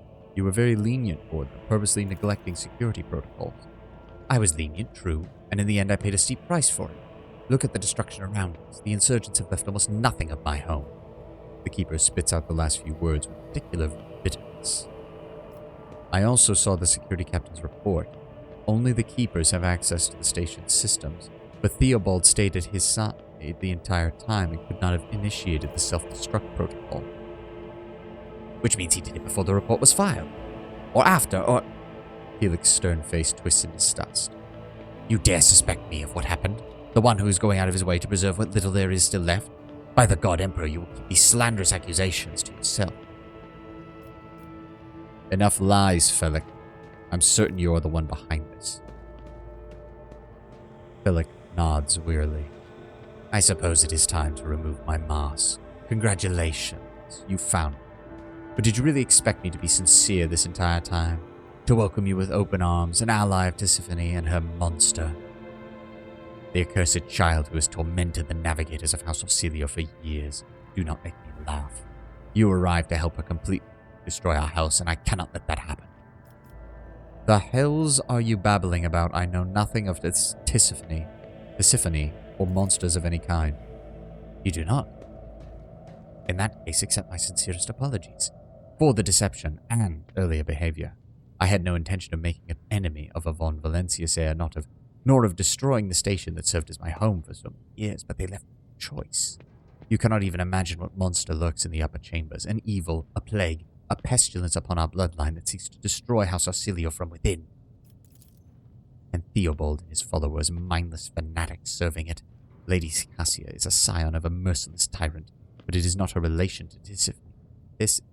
That name is going to give me conniptions. Tisiphone. That is terrifying. She is a monster whose power drives servants insane in mere turns, a cursed child who can kill a navigator from the Ocelio bloodline just by looking. I alone managed to get close enough to her over the years. She lowered her guard, trusted me, and at long last, I rid my house of this curse. That is... I mean, we're a psyker, so we ain't got no room to talk about that one.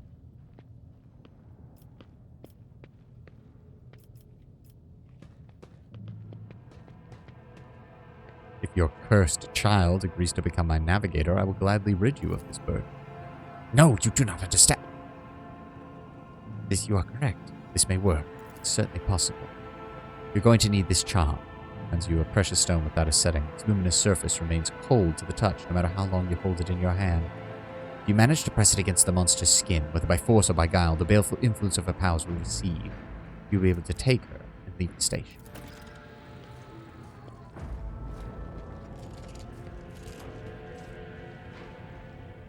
Rush not dawdle.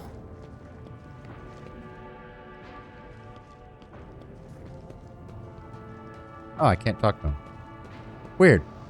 The last time I did this place, I always ended up in a shootout with him, and I don't remember what causes that. So, we're gonna quick save again. Because I don't know what's happening. Oh, everything's going bad here.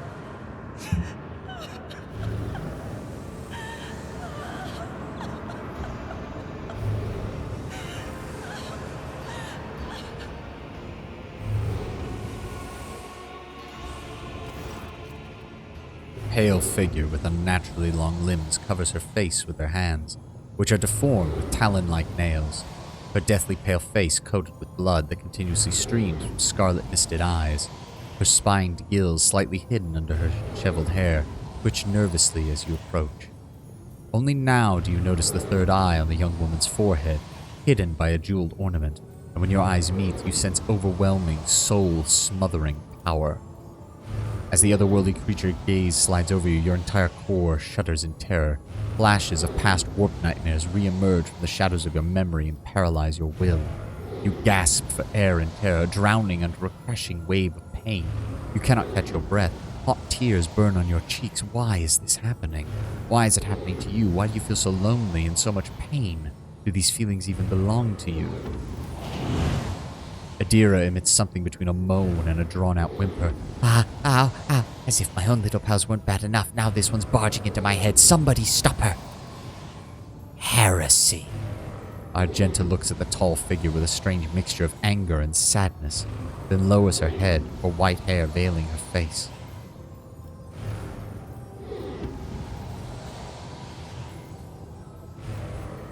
Abelard, is this Lady Cassia, I presume? The seneschal stares and the lady navigates his direction with a faraway look, then turns sharply away and awkwardly wipes at his eye.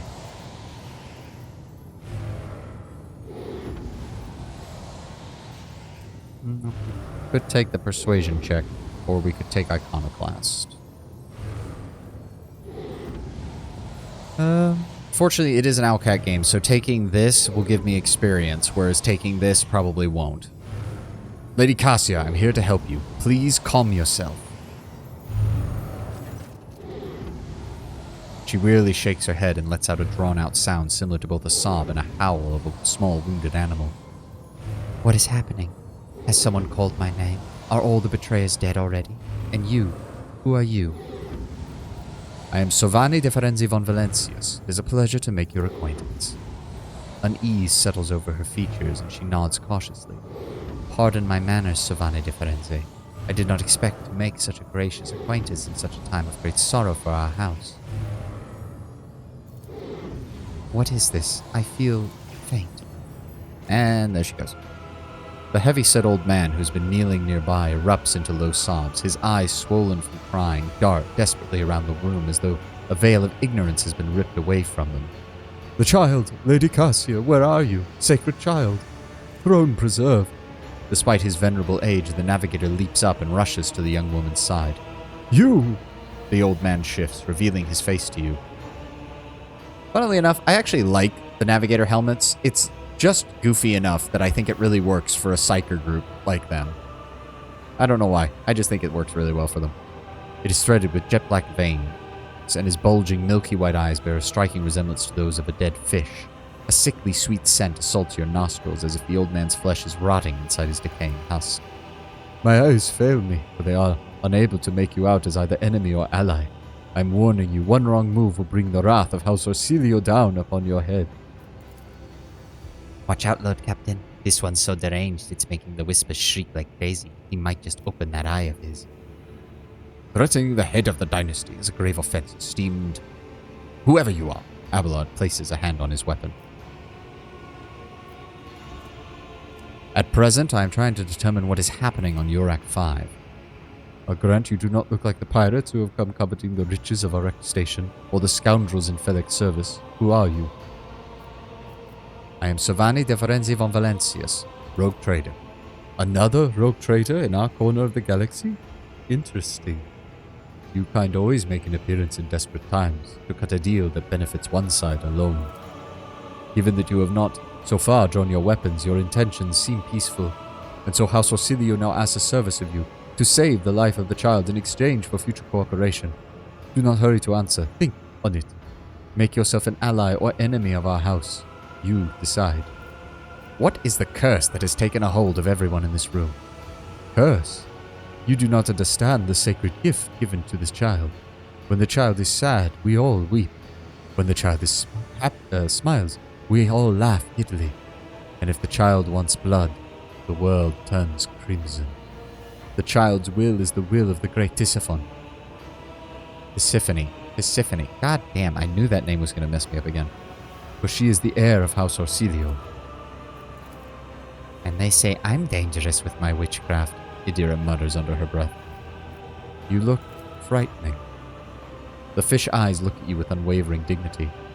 You were not supposed to see me, or Felek, or the sacred child. Navigators are paid highly for their loyal service to the Imperium. According to his will, no one would dare judge the guides of humanity, the chosen of the galactic sovereign himself. What happened between you and Felek? Felek is my wayward student. He came to Urak 5 as a callow youth. I personally mentored him and entrusted him with the care of the child. He was like a son to me, but he proved to be just another traitor. He sought to steal our most precious treasure, the heir of our house, our sacred child, to revel in power with others like him, casting our house into the abyss, to pervert the centuries-long tradition of our family. You can see the fruits of his villainy for yourself. He decided he was not bound by his duties to the legacy of the greatest of our Novator, Tisiphone Orsilio, who led our house to prosperity for countless years. Foolish boy. The renegades clouded his mind. They sought to seize control of the dynasty before the sacred child had come of age and taken up the Novator's throne. So choose whose side you are on, a murderous traitor or a lawful scion of the noble house. Theobald speaks these words softly, looking at the unconscious young woman in reverence. What exactly do you ask of me? Save the child. Take her away from the station. I fear I do not have long left. A bluish rivet trickles down the man's chin, and he wipes the mutated blood brushly away with his sleeve. You glimpse strange burns covering his flesh under his clothing. The slightest movement must be causing him unbearable pain. Save the child. Deliver her safely to Regent Aranto, acting head of House Orsilio within the Coronis Expanse. Rest assured that the reward will be worth your effort. I know we came here for a navigator, but after everything we've seen, I've got some reservations about this girl. Argenta looks at Cassia, and a painful furrow appears on her brow. Such a fragile thing, such a heavy burden upon her shoulders. You are talking as though you expect to die here. Theobald shrugs indifferently. My service to the house is coming to an end. The wounds Felek inflicted on my flesh will never heal. I am dying. Raise the throne, slowly enough to see that the child is taken care of. If you need help, there are Medicae aboard my ship. No, I am the keeper of Urak 5, and I will perish with my station. On that note, I have other matters to attend. How could you lose control of the station? Do not thrust my own errors in my face. I am twice your age and twice as wise. Take my advice. Trust no one but yourself and the Emperor. Even those closest to you will betray you for gold, power, or a far-fetched idea of a bright future. Well, hey now. Don't go calling me out on that. Felix said that the child is a monster, a legacy of a tyranny that must be wiped out. And you believed him? After everything he has done? Velik only wishes to dispose of the heir in order to take the reins in his blood-stained hands. Do not besmirch my Lady Cassia's good name. The child is the holiest and most innocent creature in this entire station. I've made my decision.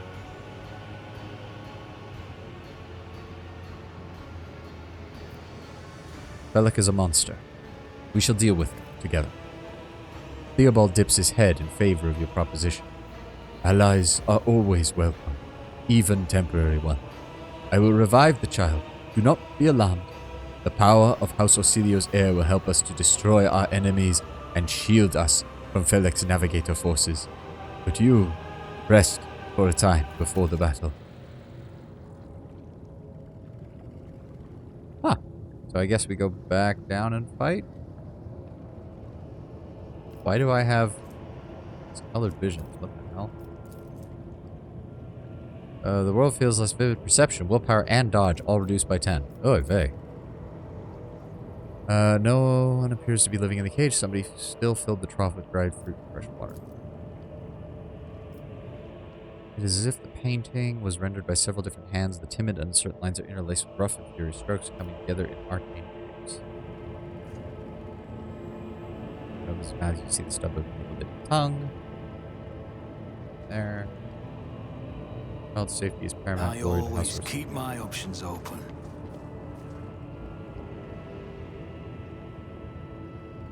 Oh, there's still some loot over here. Furious feast with left blood. Fargo. You.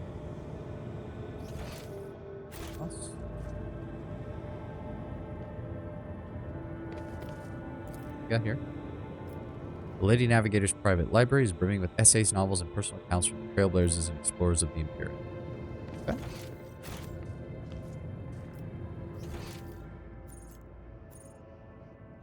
Why does it say Cassia? Weird. Oh, because she... Wait. Game. Okay, there we go. Ooh, okay.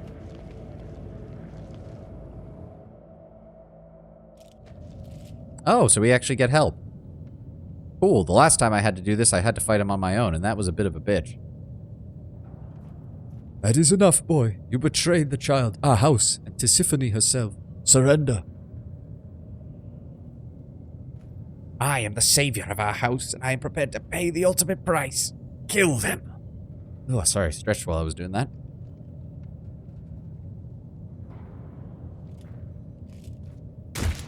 Wow. Seriously? Okay. Oh no, we do still have this debuff, but she's here, plus we have all the defenders. Okay, how do we want to do this? Alex, we got 3 on this side and 4 on this side, so we're going to focus on this side then. Argenta, set up shop there. Adira, set up over there. Abelard, so kind. Guess I'll set up there. Okay, I'll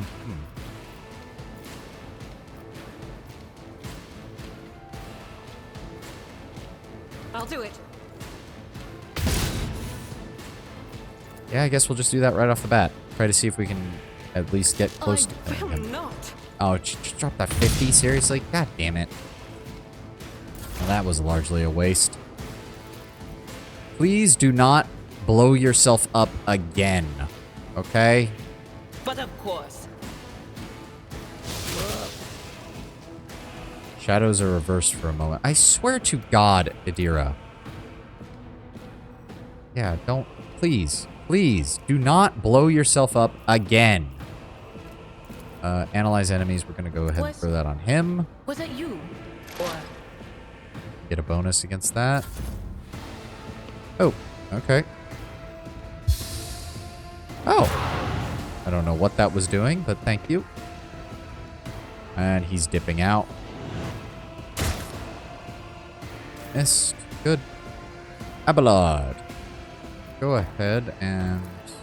No, because that uses all of his movement. So we're going to move here first. Follow my lead. Not going to be able to kill that guy. Damn. But that guy does not have a melee weapon, so we can then immediately At your beck Go. and call. Slice. And then we'll go ahead and turn Endure on. Yep. I must not falter. Ow. Okay, he took the shot. Huh. Isn't that nice to actually have a healer?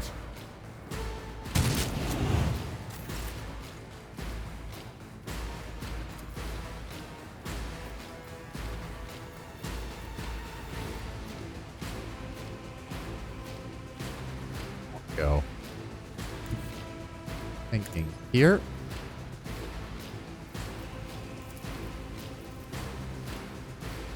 Okay, so if I do run and gun, I can kill both of those. That'll save us some problems. Who if not me? Him on fire. It's as good as done. Set him on fire. Go. And that's it. Yep. Follow my lead. Oh, they tried to shoot a deer. Give me strength. Dacia, what are you doing? Okay, I guess that works. Oh, voice of... Oh, wait. Who did she just give a voice? She said she used it to Genta, so... Weather the storm. Moving out. My faith strengthens me. Wow. Stay vigilant. That was a lot of fucking misses at point blank range. Death to the heretics. Follow my lead. Follow my lead. There we go. Actually hit him, please. Thank you. 50%, 50%. Guess we can move over here.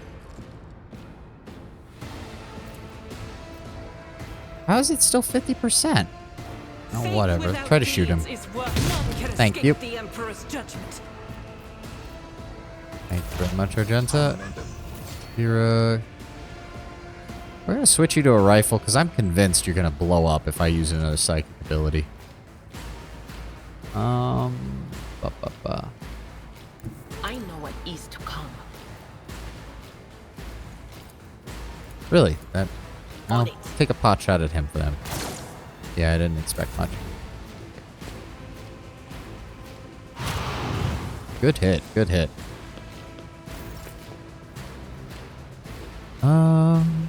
Guess we're gonna move him here. We'll have Abelard run in. Slice. I don't think he can go any further. He can't hit them, so that's his turn. I must not falter. Oh, well, he's gonna shoot her and him in the back. Ow!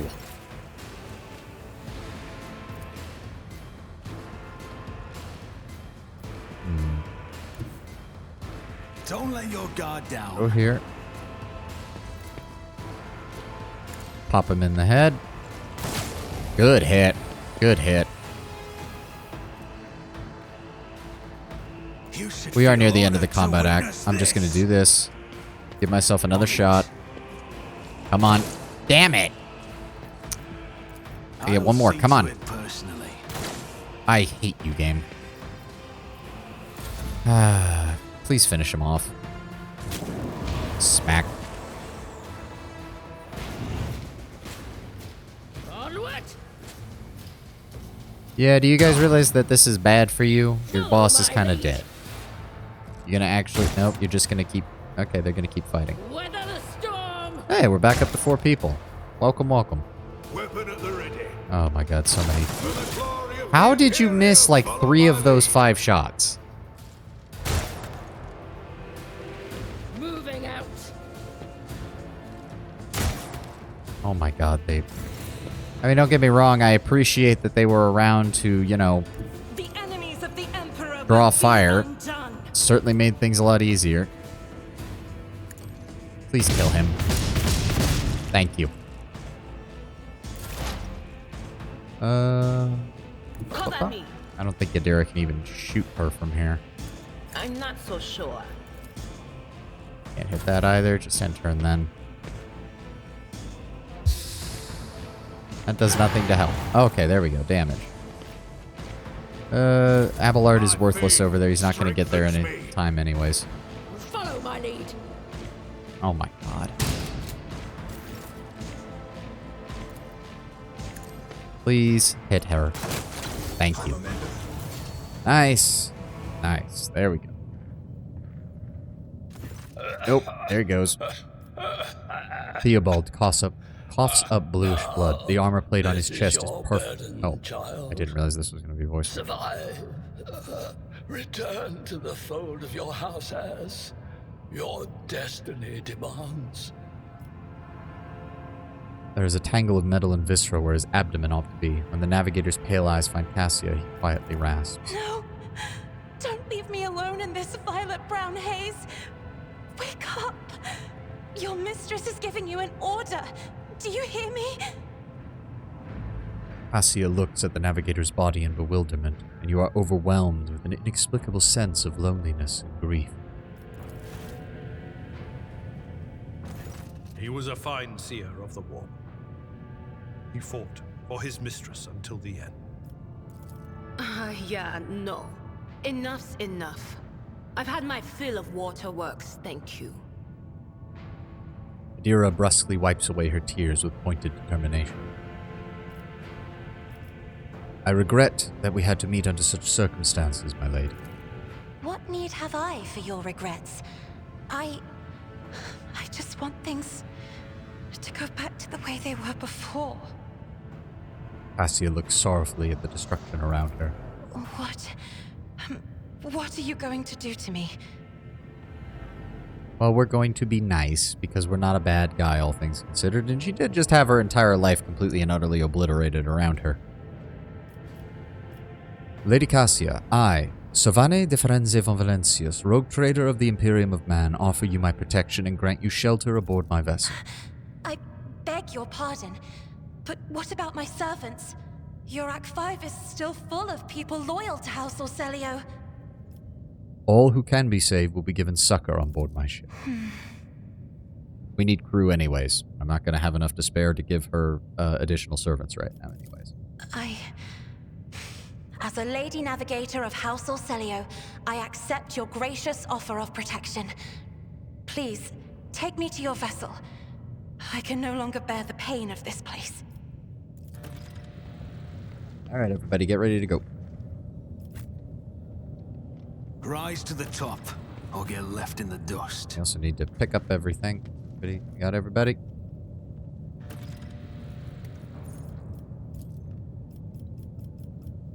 Yeah, you know what? That'll work.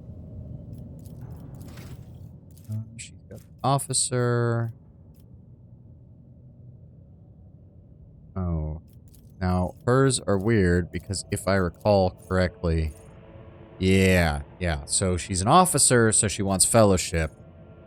But all of her navigator powers go off of perception. Right. So we do want that then. We're going to grab perception, and then...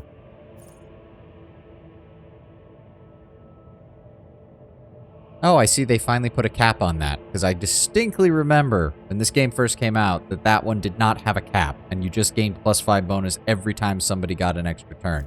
And it was absolutely fucking broken.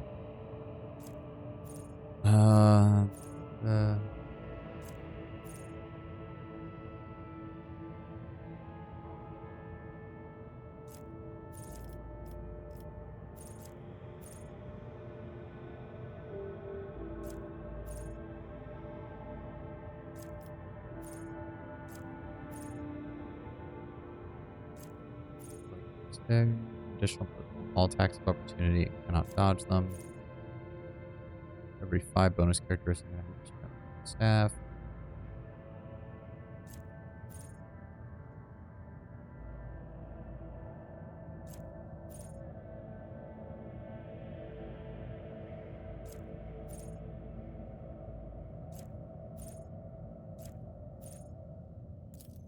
remember Perilous Ways being really good because she has a lot of abilities that allow her to push people around.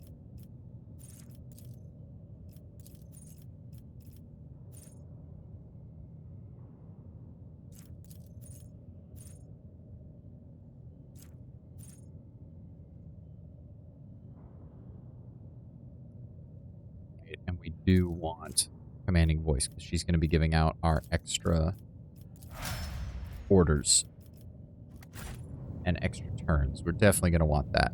Yes, yes, yes. Where's everybody?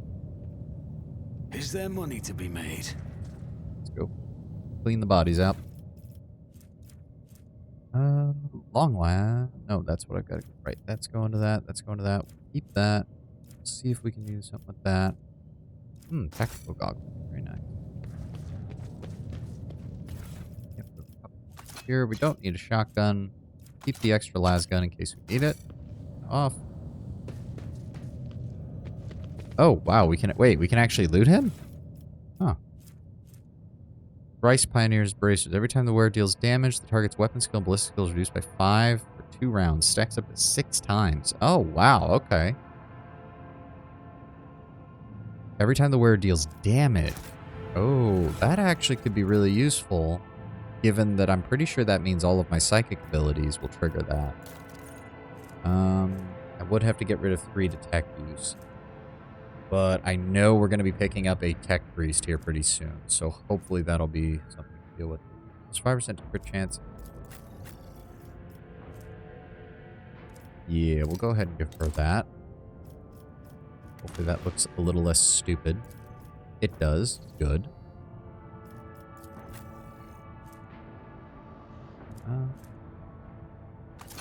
That's good for her. Preventing crits. She already has... Yes, she already has the staff. House Orsilio. Oh, House Orsilio Guardian. Is that better? I think it's exactly the same. Hold on. Strike. Oh, castigating versus infusing. Okay, enemies targeted by Navigator power suffer a -5 penalty to all their characteristics. Penalty stacking is prolonged until the next turn every time it stacks. Good. Allies targeted by the Navigator's powers gain a +5 bonus to all their character. Ooh, interesting. Interesting. So we definitely don't need this spare one. We can go ahead and add that to cargo. For right now, we'll keep the one that provides the debuff, but we'll see how things go. See how things go. She has that as an emergency melee weapon, so really we'll give her the las gun just in case we need her to take pot shots. They're good, he's good, we're good. Alright. I should remember to switch to that when I actually am using the psychic powers. I keep forgetting about that. And there should be a few guys over here to grab. Yep, that can go straight to the cargo bay. Alright, and that can go straight to the cargo bay. Good! Alright, that should be everything. Yep, that's the transducer. That doesn't do anything.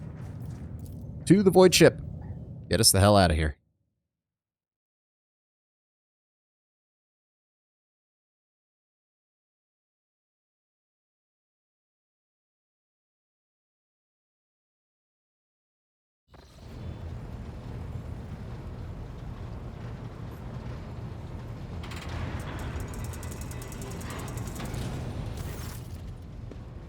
Lord Captain, Lady Navigator, welcome aboard. The Sanctum Navis has been prepared for the communion ritual, but if the Lady Navigator wishes to rest in her quarters first... Your heart starts beating furiously, your breaths become short and choppy, and your fingertips tingle unpleasantly. You notice that Vigdis is shivering slightly, and the crew are glancing around in puzzlement, searching for the source of this sudden wave of unease.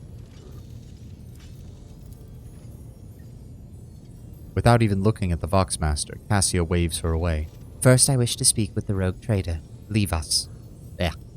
Trying to do a princess kind of style accent. Not going to come out very well. Of course. When you are ready for the ritual, please let me know.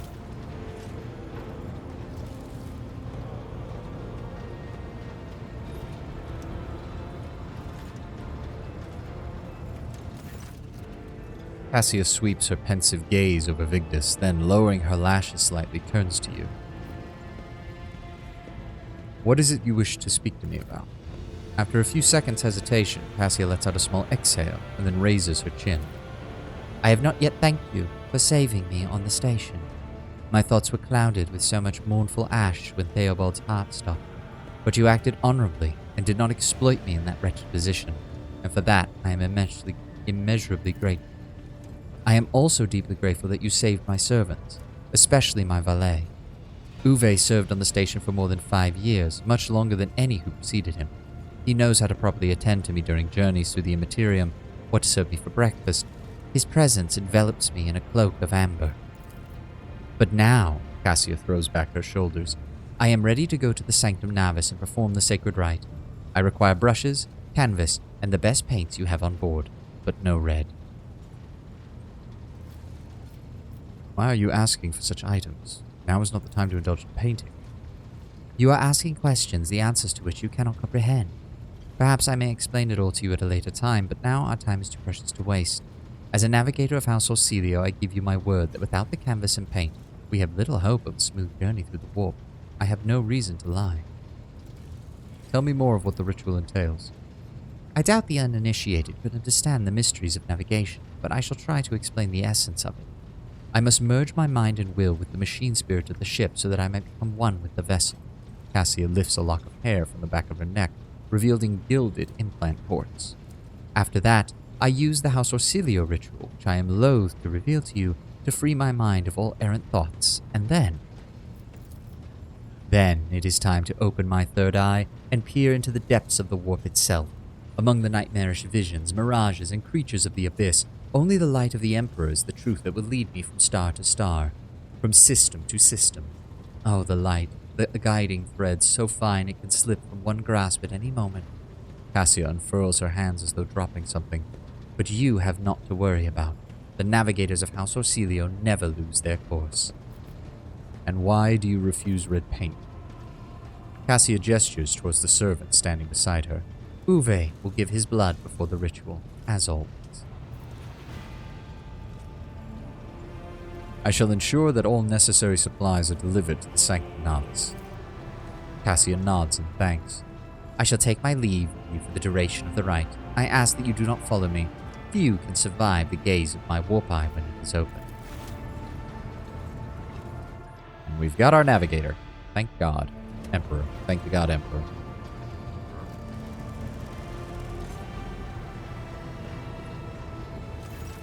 Lord Captain, I will oversee the open channel between the Lady Navigator and the bridge, and may the Emperor's light help us all.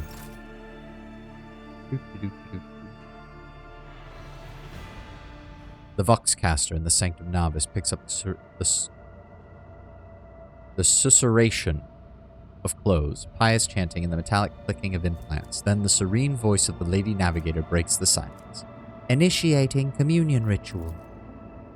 Come here, Uwe, the exultant ring of metal freed from its scabbard. The slow sob of the servant, the rhythmic drip of liquid on canvas, the faint whisper of the brush. Go. Footsteps hurrying away. I see. Violet vortexes lashing an ocean with a million flails, and umber shadows spinning over the surface in a fiery dance, a storm rising above foaming waters, armadas drowning in fog. The path from one end to another cannot be seen. Oh, hey. Kato, I think is how you pronounce that? Kato 90? Thanks, man. I try to do my best, especially in a game like this that has some Oh, I peeked my mic again. I gotta stop doing that. That has some really good dialogue, but also just lots and lots of reading. And I didn't think anyone would want to see me just not saying much while I'm doing that. But thank you. Thank you for the compliment, man. Hope you stick around and keep an eye on things.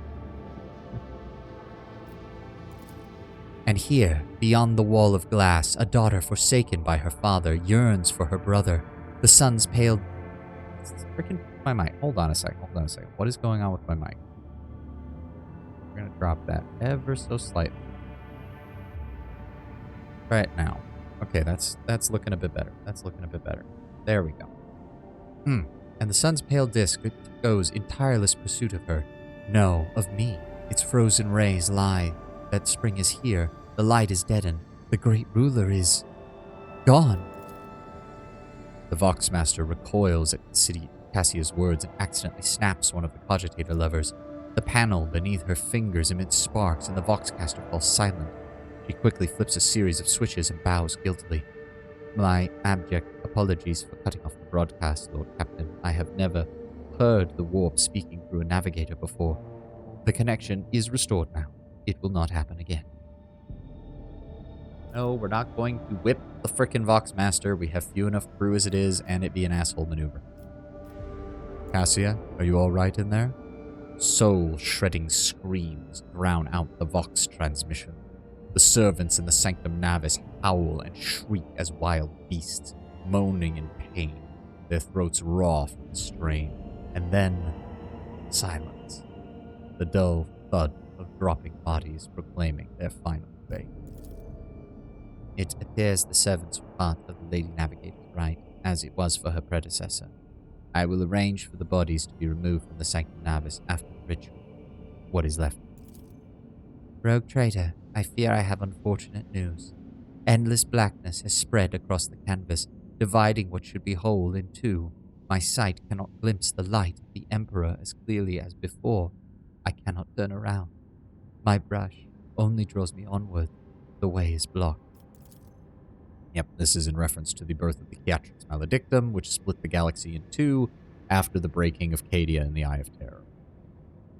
Which, it's not surprising that anybody who wasn't there for the event, having to find out later, probably just good that they didn't commit suicide, knowing how the Imperium feels about the Astronomicon and the golden light of the Emperor and all that. You hear a heavy exhale, rustling fabric, metallic clicking. By the Emperor's grace, the ritual is complete. Your vessel's temperament presented a challenge. Its cold steel grip did not allow me to breathe freely even for a second. It was as if the depths of the ship housed not only machine spirits, but something other.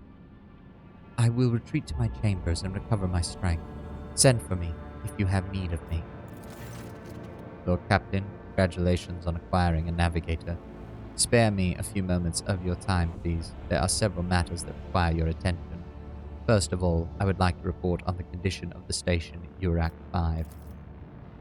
Had you opted to begin your visit to the Rykad system with a different destination, the station could have become critically unstable. Unfortunately, the decision to immediately visit the representatives of Navis Nobilite brought us precious time. We can either send our forces to disassemble the station and procure technological components for our own vessel, or attempt to save as many valuables as we can.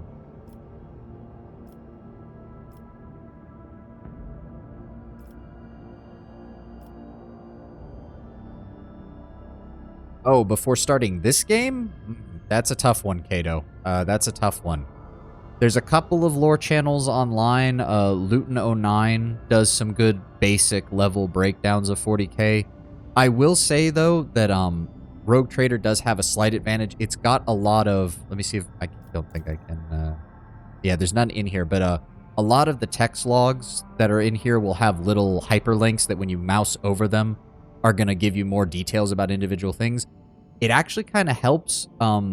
Your character can have very little information about the Imperium at large, and that fits in universe. There are very few people in the Imperium who actually know a whole lot about what other aspects and parts of the Imperium there are, or even how certain aspects of it are run. The Imperium is massive. It's over 1 million worlds, million systems. Huge bureaucracy. It's intentionally obfuscated. It's intentionally covered up in a lot of cases. This game is, for the most part, centering on a portion of the Imperium that is basically just made for the purposes of the game, so you don't have to worry too much about that. The only other thing as far as the overall background, as I said, Lucian09, you could probably find a couple of other basic lore videos to go through that can give you the basic rundown on the background of the lore. It also just depends on... If you're just playing the game, again, you probably just need a basic background, and then you can play the game. It does a really good job of trying to ease you into the world of 40k and explain at least what you need as a rogue trader to understand what's going on. The basics of the Imperial administration, the basics of the Imperium's military, and other things like that show up over the course of the beginning of the game.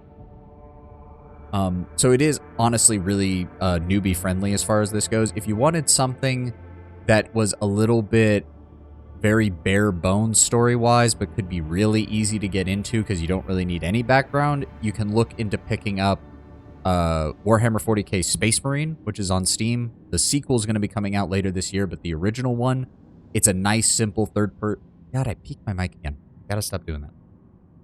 Yeah, the Warhammer 40k Space Marine is a nice, very straightforward third-person shooter that gives you kind of a similar, very basic intro to what the Imperium is, what the Space Marines are, what the Inquisition is, and stuff like that. Oh, you did. So you do know at least the basics of like what the Imperium is and what the Imperium of Man is, the Emperor, and things like that. As I was going on right here, the Catrix Maledictum is one of the more recent lore entries that wasn't around when Space Marine came out. And it's basically what happens, more than just Space. Hey, I sometimes you never know, because like when I got my start, it was back in the Warhammer Dawn of War PC game days, and I knew literally nothing aside from, wow, what's this big armored dude on the front with red armor looking like? Huh, he's called a Space Marine. That's weird. I literally knew nothing, so I don't try to assume anything. But as far as Rogue Trader goes, I think they do a pretty good job. The hyperlinks that are in the various discussions, I know there's a codex or something in the game. Maybe once we get out of this option, I can probably bring that up. That keeps track of all of those entries that allows you to check them again later. And again, it helps that the nature of 40k is very obfuscated to the common person in universe. So you being lost and your character being lost is very much something that can happen and makes perfect sense. Let's get through the rest of this. I think, yes, we're going to loot everything from jewelry to the very last manuscript. Give me all of it. With your permission, I would also like to remind you that we are looking for an Enginseer Prime. Both the vessel and its machine spirit are in desperate need of oversight by an experienced tech priest. No problem, Kato. And yes, Diamond, pretty much everybody loves Dawn of War, especially the original. I know some people are a little iffy on Dawn of War 2, and we don't talk about Dawn of War 3. But pretty much Dawn of War 1 is pretty universally loved by most of the Warhammer 40k community. We are also missing some crew, and much more importantly, we have not yet located Heinrich von Kallax, right hand of the Lord Inquisitor. Now we know for sure he was not on Urak 5, and we must keep this in mind when making any future plans.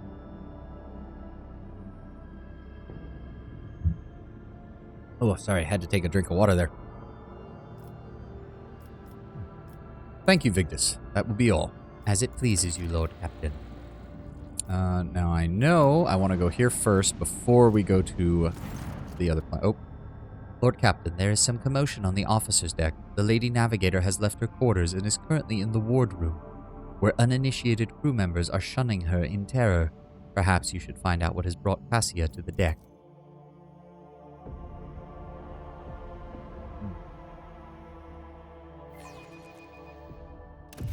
It up.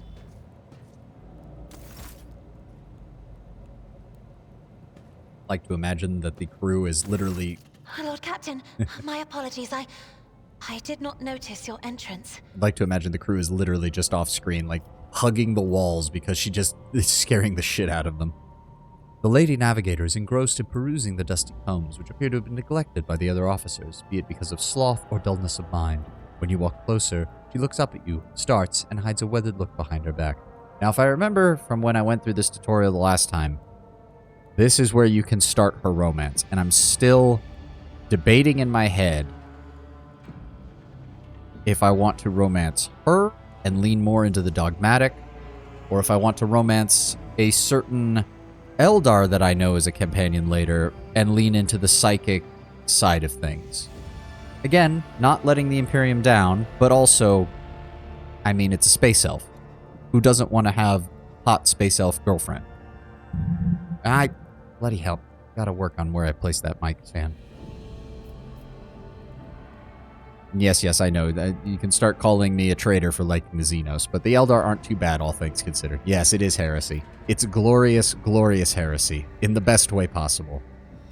Also, the Eldar... I like it when the Imperium occasionally has moments of, maybe if we actually worked with the Eldar, we wouldn't be in such a horrible frickin' position all of the time. And also, now to be fair, Kato, as well, it's technically heresy if I want to romance Cassia too, because she is a navigator mutant, and also her own people wouldn't like the idea of a non-navigator romancing a navigator anyways. In fact, they'd probably be more pissed about it than most inquisitors would of someone in romancing a Xeno. At least the Eldar are somewhat, human-like and not a mutant. Yes, Xenos. Hey, it could be worse. It could be worse. As I said, I only know up to about the first planet that's after this system. But I know from everybody who was posting about it on the Reddit that there is a Dark Eldar later in this game. And that man is crazy. And people were just... Simping is the only word for it. I don't understand it, but they were simping for that Dark Eldar. And I don't get it. I don't get it. I wouldn't think I'd have to explain why. It's like, the regular Craftworld Eldar are crazy enough. I don't know why you'd simp over a Dark Eldar. You got me, buddy. I don't know. We'll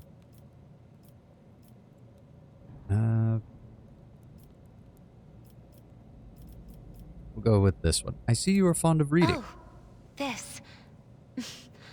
I found this fascinating read on one of the shelves. And I must say, it has caught my eye. Its every chapter is written in verse. I find it so beautiful and enrapturing.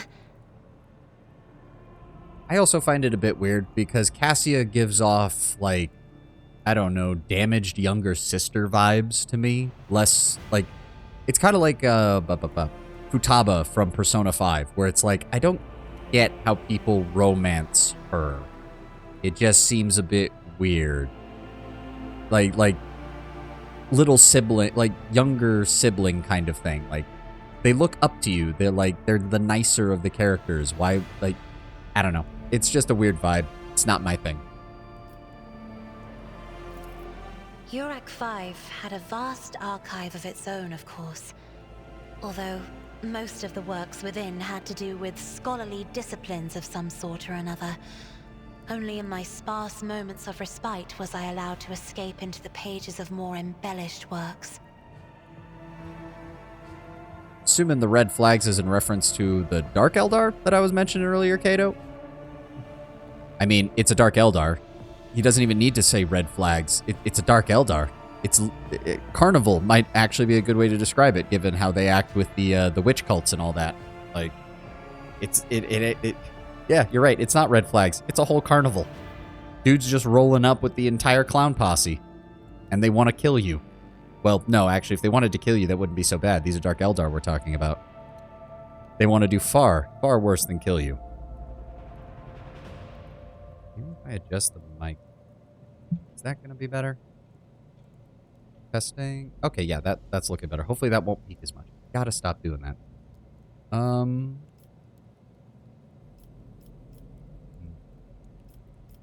Oh, Cassia gently brushes the dust off the cover of a thin-clawed hand, her eyes filled with longing after reminiscing about her last home.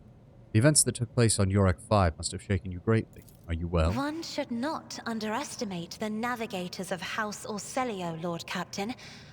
Like a shawl of pale smoke, a faint malaise hangs upon my shoulders, but it will not be the slightest hindrance to my duty to humanity, and my duty to you. Well, that's good to know, because I didn't know what type of character build he was going to go for, or what type of character build he starts at, but that does, I mean, that makes sense for a Drukhari. Cassia's response is reserved and pointedly decorous, clearly intended to create a distance between them. Your only attendant is your valet from Yurak 5. Do my servants not measure up to your standards? No. It is not that at all, Lord Captain. It is just that Uwe is quite capable of carrying out his duties by himself. He is well accustomed to my whims and preferences. Cassia cringes ever so slightly, adjusts the adornment on her forehead, then awkwardly hides her clawed fingers in the folds of her clothes. The unnatural appearance of navigators often becomes the topic of gossip amongst lowly servants and officers alike.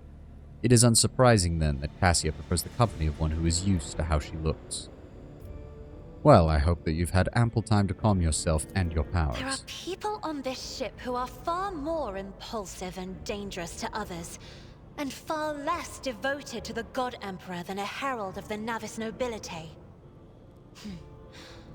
But I did not need your words to see the shades of umber unease that whirl around your subjects whenever I am near. Were I not acquainted with such a reaction, I could have found their behavior in your question just now insulting. Lord Captain, would you kindly explain to me why you are pestering me with these questions? Inquiring about my mood and my needs, showing an interest in the books I am enjoying? You are behaving as if you possessed a shred of fellow feeling for one such as I.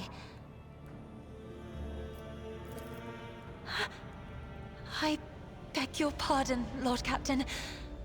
That was no way for a navigator to conduct herself. Frightened by her own words, Cassia covers her mouth, pale, blushes, then pales again, and hides her face behind the cascade of her snow-white hair. See, and this is what I kind of mean. Like, I don't know. I feel like this... I don't like it if a romance in an RPG takes you to, like, the last 10% of the game before anything happens. But I also am a little annoyed that it quite literally happens in the second conversation you have with her. Like, this is where it starts. And she's already calling it out. And it's kind of funny. But it's also like, I'm not the biggest fan of it. It's one of the weaknesses of the writing, which is a shame, because I think the rest of Cassia's stuff that I see in the rest of the tutorial area of the first system is really good, and really shows off the cultural divide between the nobility and the commoners in the Imperium. Even someone who's been recently raised to the nobility like yourself just doesn't think the same as somebody who has lived as a noble their entire life and has a completely different worldview of how the Imperium works and functions, and how the people within it act.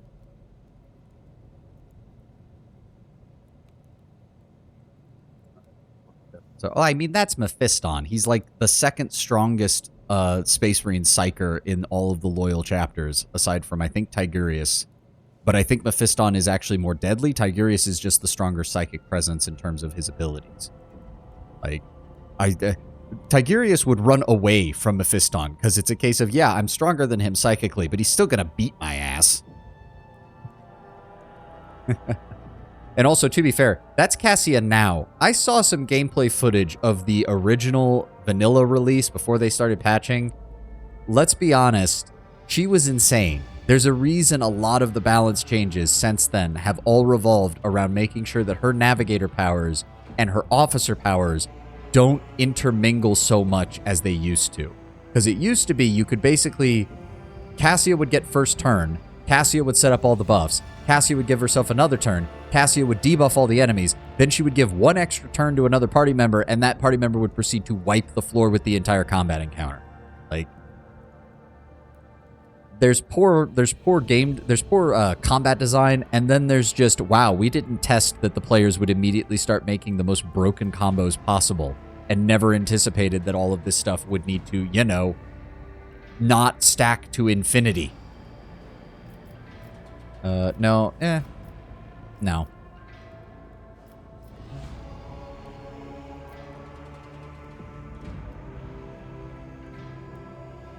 I'm not saying they got rid of everything. I'm just saying that I do specifically remember, like, the very first week the game came out, there was some truly, truly broken bullshit that people were posting about. I mean, and not in the way, like, as I said, I love their Pathfinder series with Kingmaker and Wrath of the Righteous. The first week of those games was mostly people bitching about how things that should have worked together didn't. So it was hilarious seeing the first week of Rogue Trader, everyone doing the exact opposite and going, here's how you clear every combat encounter in the game at max difficulty, because you never let the enemy even take a turn.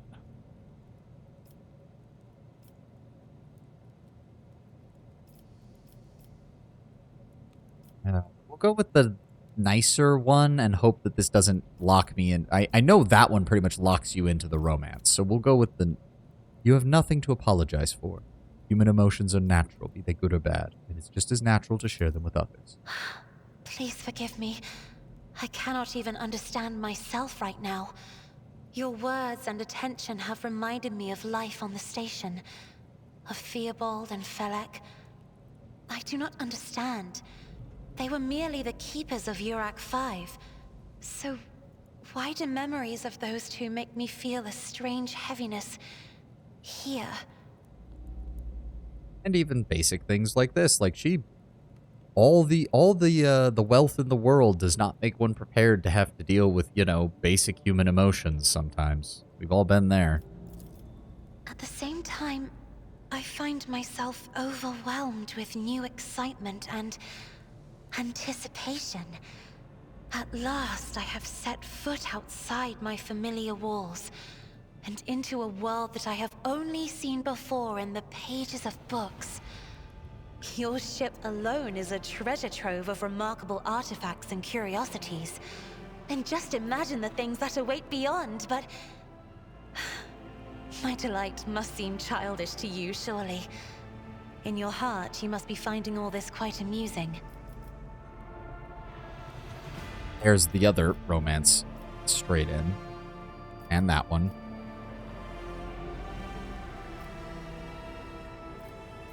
There we go. We'll go for this. We'll go for the empathetic angle rather than the romantic one. I understand what you're going through. My own life was turned upside down none too long ago as well. Indeed. I did not know. That is to say, I could not have known, as it is the first time we are speaking in a circumstance so private. My word, when I found this place, it was so full of officers. Why did they all leave?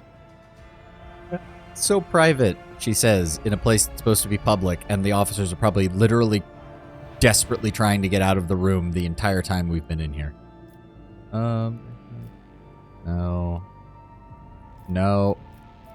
I mean, I say no, but we all know that there's rogue traders who would absolutely do that. Absolutely. That they would pull the James T. Kirk maneuver of any hole is a goal, basically. Unfortunate, but that is how space captains do be sometimes, even in the Imperium.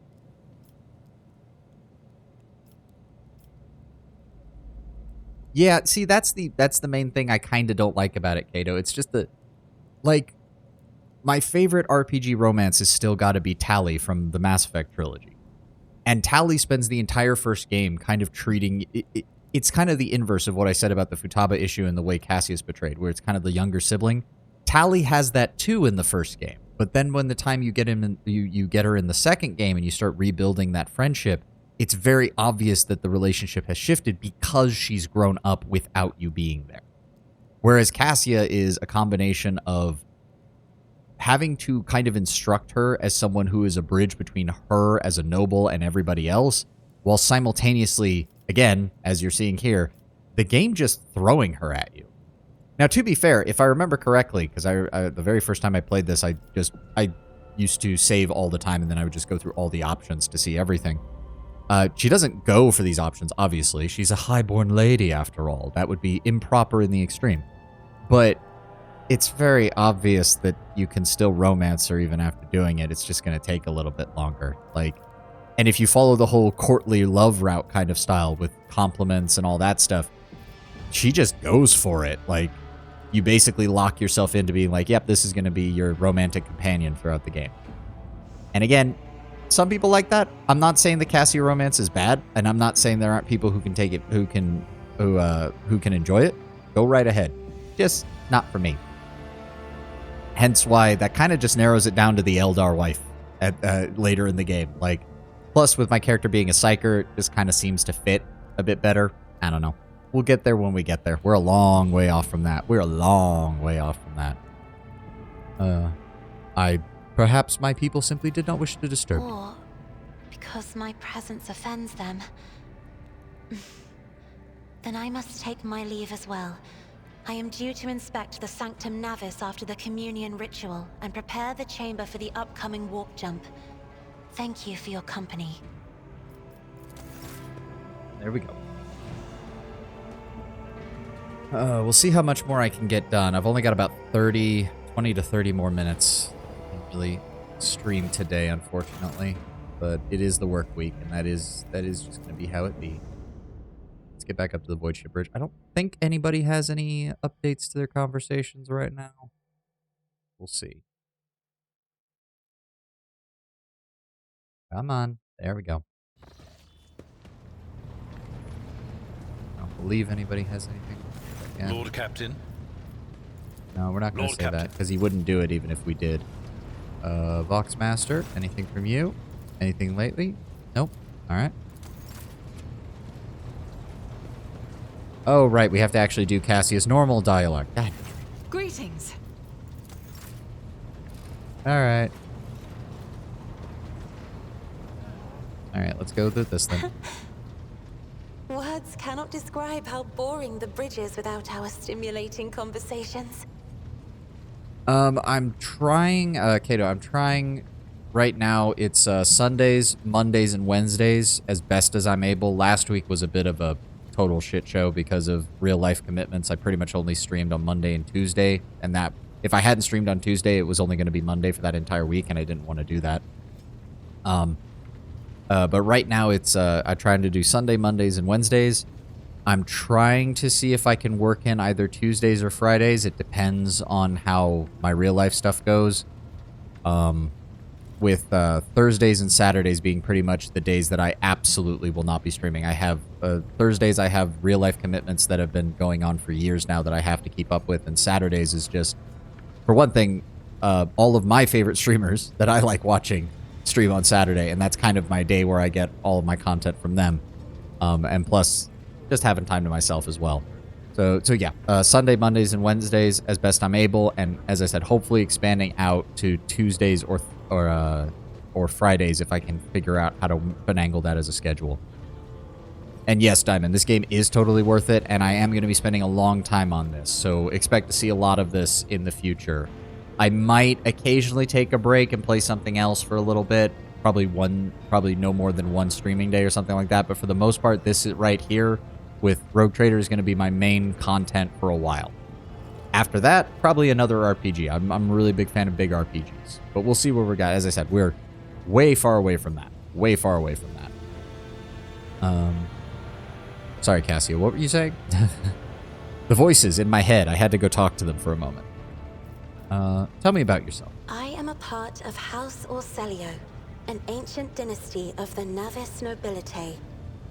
Since time immemorial, our family has served to advance knowledge, pushing at the boundaries of the dark unknown. The Starway Atlas contains 2,843 routes that chart the sectors of the Segmentum Obscurus and reach all the way from the Coronis Expanse to Holy Terra. At least the ones on the bridge tend to be voiced, so I don't have to be narrating the entirety of the thing. And uniting the Imperium's thousands of worlds. House Orselio is bound by commercial pacts to houses Galeatis, Ortina, Drotus, and... There is a dark blue knot tightening on your neck, Lord Captain. I can see my reply is not satisfying your thirst for knowledge. What is it you desire to hear exactly? And this is another thing I like about her writing, the constant usage of color and everything. I actually really like that as a way to get around just using, like, metaphors or things. Well, it is sort of metaphor-like writing, but it's done in a way that just doesn't seem normal. And yet at the same time conveys a lot of the emotion of both what Cassie is feeling and even what your character's kind of feeling when around her. Navigators identify so strongly with their house. It must be difficult for you not to be able to lean on your elders, but you have my word that I will look after you. You will? That would be most appreciated, Lord Captain. So you'd never lived anywhere other than Yorak 5? Hardly. According to the chronicles of the house, I was born on one of the Orselio worlds. Oh, what was it? Please forgive me, Lord Captain. My childhood memories are too vague. Sometimes I dream about the colorful birds that built their nests in the garden, or the servants dressed in purple livery, or the blue fog that rolled over the lowlands behind the palace. But everything is covered in a rosy haze. Perhaps it is my imagination, not my memory, that is painting these pictures.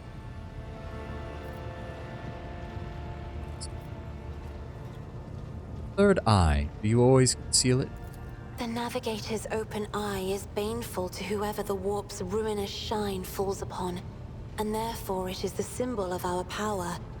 We are the guiding stars of humanity, found worthy of an uncommon gift, and one of the duties that we bear is to guard our eye, even from wayward glances that may bear evil. It also definitely helps that if a normal person looks into that eye, they tend to immediately die. Besides, I am aware that lesser servants of the Imperium may find our appearance repulsive. The Navigator gene twists the features the rabble are used to seeing, and the magnificence of our role cannot be grasped by their feeble minds. Still not quite sure how the Emperor managed to finagle all of the anti-mutant sentiment throughout the first couple hundred years of the Imperium, and still managed to get people to not just lynch the Navigators on sight. I mean, some still do, if the Navigator goes wandering about without protection, obviously, but still. Kind of a miracle the Emperor, even the Emperor managed to convince people to do that. Just kind of surprising that he was even able to do that. But I mean, it was either that or not really having an interstellar empire, so don't have much freaking choice on that matter now, do you? No, we're not romancing her. Love of God. We are also not going to quite literally throw 99.9% of humanity under the bus either. We're going to take the tactful route. You do not look repulsive, Lady Cassia. Perhaps my appearance does not terrify you right now, but this will not always be so. The Navigator gene is unstable. My body is going to change over time. And only the God Emperor knows exactly how. In genuine terror, Cassia presses fingers to her lips, as if belatedly trying to stop the words from tumbling out. This is another sign where I do like the writing for her. She is high enough ranked in the Navigators that she knows that high-ranking Navigators inevitably end up as, well, some unholy amalgamation of fish, amphibian, and human. Like, that's usually how their appearance pans out by the time they reach old age, and why they can't really be seen by anybody at that point. Like, she's well aware that it's not going to go well for her if she lives long enough, but at the same time, that's just the nature of having a Navigator gene. Tell me about your life on the station. Was wholly dedicated to preparing me for my future duty. Astromancy, astrography, numerology, the histories of my house and the Imperium, as well as other disciplines. For many years, dozens of instructors tirelessly prepared me for my destiny. And once a year, Great Regent Alronto would come to the station. He would entrust his beautiful vessel to my command, so that I could master the practical aspects of our art as well. Did you not have friends? Someone you could turn to for a simple conversation rather than a discussion of yet another lecture? The Regent gave me a bird from a sunlit planet once. I tried to befriend it and make it sing, but for some reason, it refused and died soon after. The instructors were too respectful of my duty to my house to waste precious time on idle chatter. Aside from them, there were only servants on the station, and you know they have their vocal cords removed, so they cannot break their vow of silence. And since the subject has been breached, Lord Captain, why do you not follow this honored tradition? Your decks are so garish. Apologies, I meant noisy. The rabble don't just chatter. Sometimes they shout and even sing. Why do you allow such a lack of restraint? Rogue traders are highborn, are they not? Do you like that you can just be a total asshole? You have a point. It's about time we made the decks quieter. I will have the lower ranks stripped of their vocal cords. That is one aspect I do like about the Cassia relationship, irregardless of the romance. You have the opportunity to really double down on everything that is bad about the Imperium's nobility. Or you can actually, you know, help her become a better frickin' person. You know, just, it's not even like, oh, that takes away from the grimdark. No, it's just, don't be an idiot. Not everyone has to have their bloody vocal cords ripped out just because you want them to. That's what it is. It's grim. What's the phrase that's used? Grim derp. It's grim derp rather than grim dark. Grim dark is a lot of aspects of the Imperium. Grim derp is, yes, we rip out our servants' vocal cords and their tongues because we don't like them talking. Like, okay, sure, whatever, buddy. Let's break you of these habits because that's just freaking stupid. But we're also not going to go for the actual, like, super nice option because that's not very, that's a little too good. We're not that good. We're going to be Iconoclast, but we're not going to be that good. We're still an Imperial. We may not be screaming, we may not be screaming for everyone to die in holy fire all the time, but that doesn't mean we can't, occasionally take up the cause of the crusade. You may find it difficult to believe, my lady, but the practice of depriving servants of their voice is not particularly widespread outside of House Orselio. Please forgive me, Lord Captain. I was sure it was a sacred tradition made sacrosanct by the ancient vows of obedience. I expect more surprises will be waiting for me outside the walls of Urak 5. What does it feel like to guide a vessel through the warp? It may be difficult to describe. You see, every navigator perceives the warp differently. My mentor, Great Regent Elronto, always described his travels through the Immaterium as a journey through a vast wood with countless paths. And I, assisting him in the first voyages, futilely tried to follow his example. But the wood would not reveal itself to me. But everything changed when I found my own key to this mystery. You see, I've always brightened up my rare moments of leisure time by painting. You may recall there was a workshop in my chambers.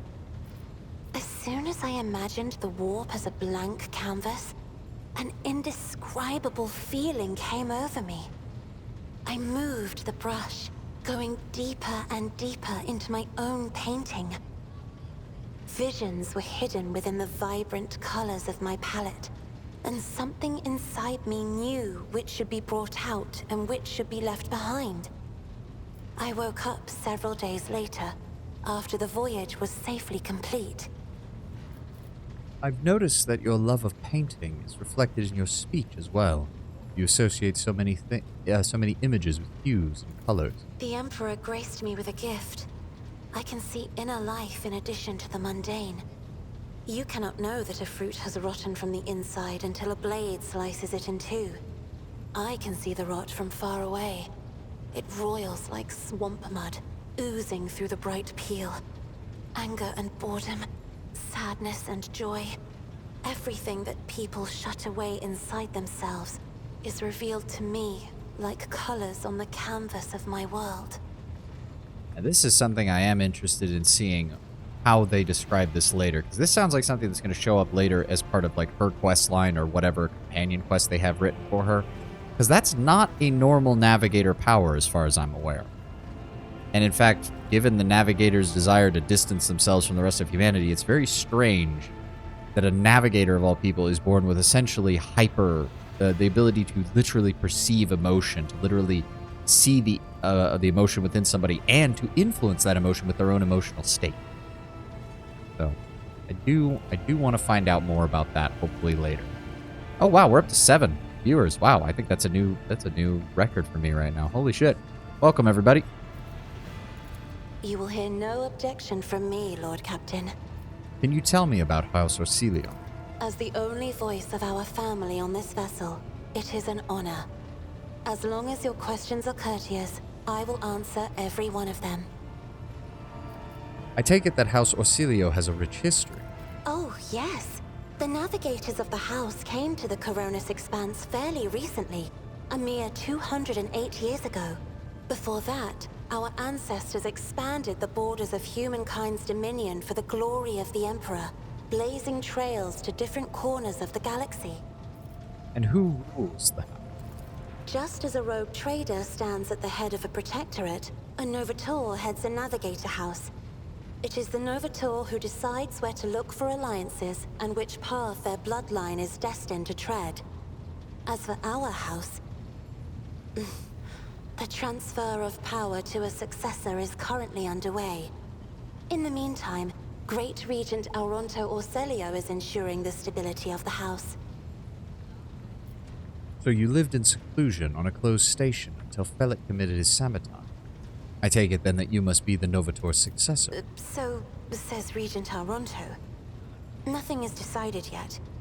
Some people in the house become enshrouded in rolling grey clouds at the thought of me becoming the Novator. But even more are bound with dull leaden chains. They think I am not ready for such a burden. Is the Orselio prophecy system named after your ancestor? You are shrewd indeed. My ancestor charted that route while fleeing the enemies of humanity. They say the Emperor himself was his guide, because the warp expelled their vessel without a single loss. Unfortunately, the lips of those who relate this tale seep with disgusting green hubris. I think Colleen Orselio was simply a skilled navigator. Mission, I would like to talk to By something all else. means. What does your special sight Sister reveal? Argenta shines like a guiding star, inspiring resolve in those around her, seemingly inexplicably. However, I see a dark and ugly fog billow behind her, contrasting sharply with her shining light. It burdens the Sister of Battle. It drags her down. Yet Argenta herself is hardly aware of it. Seneschal going to be Viserion involved is with among her the few character's, whose quest. colors are a pleasure to look at. Whenever the Seneschal speaks, heavenly crystal clarity spreads around him. And whenever he is angered, dark blue clouds condense over him. And in his rare moments of joy, a pure gleam of sunset pink caresses the souls of those near him. Out of your entire retinue, Lord Captain, he is the only one I would trust with my life. I do like her description of our companions, and I do like her description of Viserion, of the Seneschal, quite a lot. It's... I don't know why. It's one of those ones... I'm not a very poetic person or a very artsy person, but the way Cassia describes things, I really do like. Especially with the usages of colors and everything. And it just paints... God, that sounds corny as hell given how she's acting. It paints a very vivid picture of how these people actually are. Even in a universe like Warhammer, where we usually just assume that everything is hell, everything is horrible, and everyone's going to die. Idira's emotions are like a maelstrom. Bright, unbridled, enveloping her form like a wondrous kaleidoscope of colors. And as dangerous as a twisting warp storm. The riot of colors hides the truth from my eyes. What exactly is driving this woman? Is it her own will, or is it the Immaterium, Lord Captain? I have enjoyed your company. Thank you for the conversation. Alright, got Cassia's dialogue out of the way. Don't have to worry about that right now. Up and running.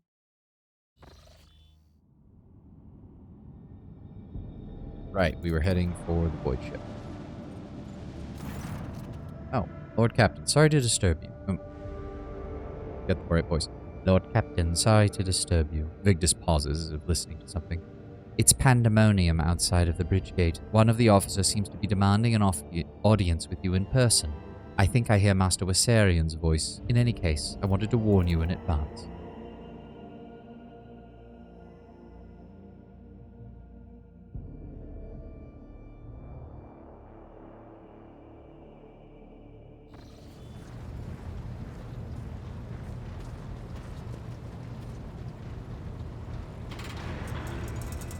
I love the animation on that throne. That is perfect. Just spinning around on the dais. That is perfect. The everyday sounds of the bridge are disrupted by voices raised in anger. Abelard's voice the loudest of all. This is not the conduct of an officer. These are the antics of a highborn brat out on a lark. Explain yourself, Lieutenant. The young woman standing before Abelard strives with all her might quail under the onslaught of her superior's anger.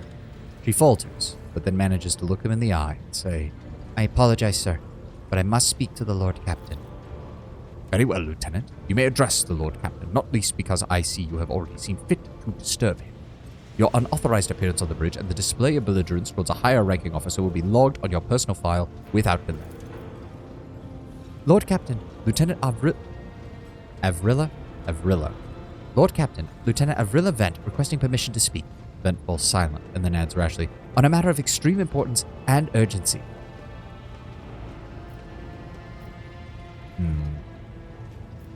Nope, we'll do this. You may speak, but I want this in as a report, not a shouting match. Having two officers bickering in full view of the bridge is unacceptable. Apologies, Lord Captain. I thought that drastic times called for drastic measures. Vent claims hotly. This matter cannot wait. Any minute now, an assault unit will be dispatched to the lower decks in order to crush the workers' strike by any means necessary.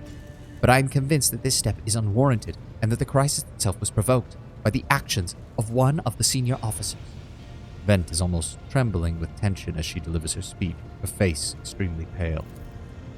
Abelard, in no hurry to intervene, lets out a skeptical huff. He glances at Sarbak, not far from him, as she maintains a stony expression. Lord Captain, I urge you to investigate the actions of Seneschal Worsarian and to intervene in what is happening on the lower decks, because very soon we will either have a mutiny or a massacre on our hands. Vent reels off the last words as though she knows them by heart. She's clearly been preparing to say them for some time. When she is finished, she casts an anxious glance at Abelard, then at you. There's an insurrection in the making on board my ship, and no one has informed me. I did not deem it a problem worthy of the rogue trader's attention. The lower decks, as it so happens, are in revolt. 30-some years ago, we even had a revolutionary leader rise up who dared to establish a workers' rule across the entire ship. It took nearly a month to restore order, but even 8 years later, we are still battling rumors that the hero has survived his execution and was on the verge of gathering people to fight against the tyranny once more. Abelard scoffs. Needless to say, the rumors were baseless. As for the current situation, we have sufficient forces to deal with it. But on this ship, the word of the Lord Captain carries more weight than a salvo from 100 bolters. I'm sure that if the rogue trader addresses the malcontents directly, he can quell the unrest. I dread to think the problem to disturb the rogue trader with next. Perhaps you will ask the Lord Captain to break up brawls in the mess room. I've already given you the means to resolve the problem. You simply need to use it. If I may, your lordship, sending a hit squad to crush the rebellion is a means of ignoring the problem, not solving it. How exactly did this all start? The situation could boil over any minute, so I'll give you the condensed version. It began when the enforcers found a cultist amulet on the body of someone who'd been killed in a drunken brawl.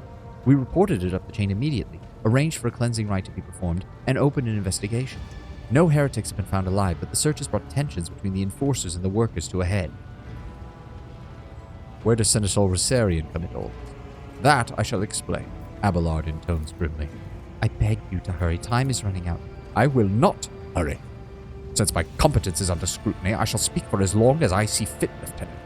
There is an established order to the way things are done on this ship, and one of the pillars of that system is that the rogue trader's attention is not distracted by trivial matters. It is the Seneschal's role to ensure that. I have always handled internal problems myself, so of course when I received information that cult is hiding on the lower decks, I took the matter in hand. So long as I live, not one of the vermin who murdered Theodora von Valencia shall find refuge aboard her ship. And you were too heavy-handed, Seneschal Worsarian. Arrests, interrogations, mass punishments for entire sectors. It has driven the people to the brink, Vent says bitterly. Now there's a open strike on the lower decks. Depot 4, to be precise. 3 worker clans are involved, but many more are passively supporting them. The situation could degenerate into an all-out insurrection. But when I reported my concerns, the only response I received was an order to dispatch an assault unit and crush the strike with maximum force. Abelard, what do you have to say? I do not need to add anything. I acted within the remit of my authority as your seneschal, guided exclusively by the best interests of your protectorate and your personal safety. If you wish to confirm the rectitude of my action for yourself, I have no objection. For my part, I urge the Lord Captain to go down to the lower decks and stop the assault unit and speak to the people. Yeah, new management is in charge now. You will see that they are not lying or harboring heretics. That way, you will stop the uprising before it begins. Now, to be fair, this is 40k, so honestly, I'm not surprised that this is what Abelard thought would be the appropriate action. And the worst part is, in a lot of cases, it wouldn't even be a bad decision. But, as they said, They looked for somebody who owned the amulet and found nothing. Hell, they even said they found no living heretics, which implies that they found a bunch of people who were already dead, had been killed in the previous battles, or who died of starvation down in the lower decks. Sounds to me like the problem took care of itself for the most part. What exactly is Depot 4? Depot 4 is one of the poorest sections of the lower decks. It is home to clans of general laborers. They are not as valuable to the ship as the families who have served its specialized systems for generations. They are an easily replaceable resource, and one which is now, all besides, giving succor to the cultists and minions of the archenemy. See, this is where Abelard's argument kind of falls apart, because easily replaceable, and yet we haven't been able to replace them yet. And we still won't until we get done with this entire star system. I get that in the long run, they're easily replaceable. But we lost literally almost 10% of the crew when frickin' Conrad did his little coup. That is not good, Abelard. That is not good.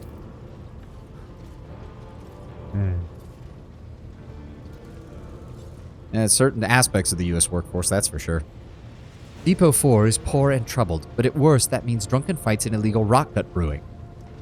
I will never say that brewing alcohol is illegal. I come from a long family of moonshiners. We have handled the workers of Depot 4 in the past. We should have done so again. If the crackdown on Depot 4 hasn't been so hard.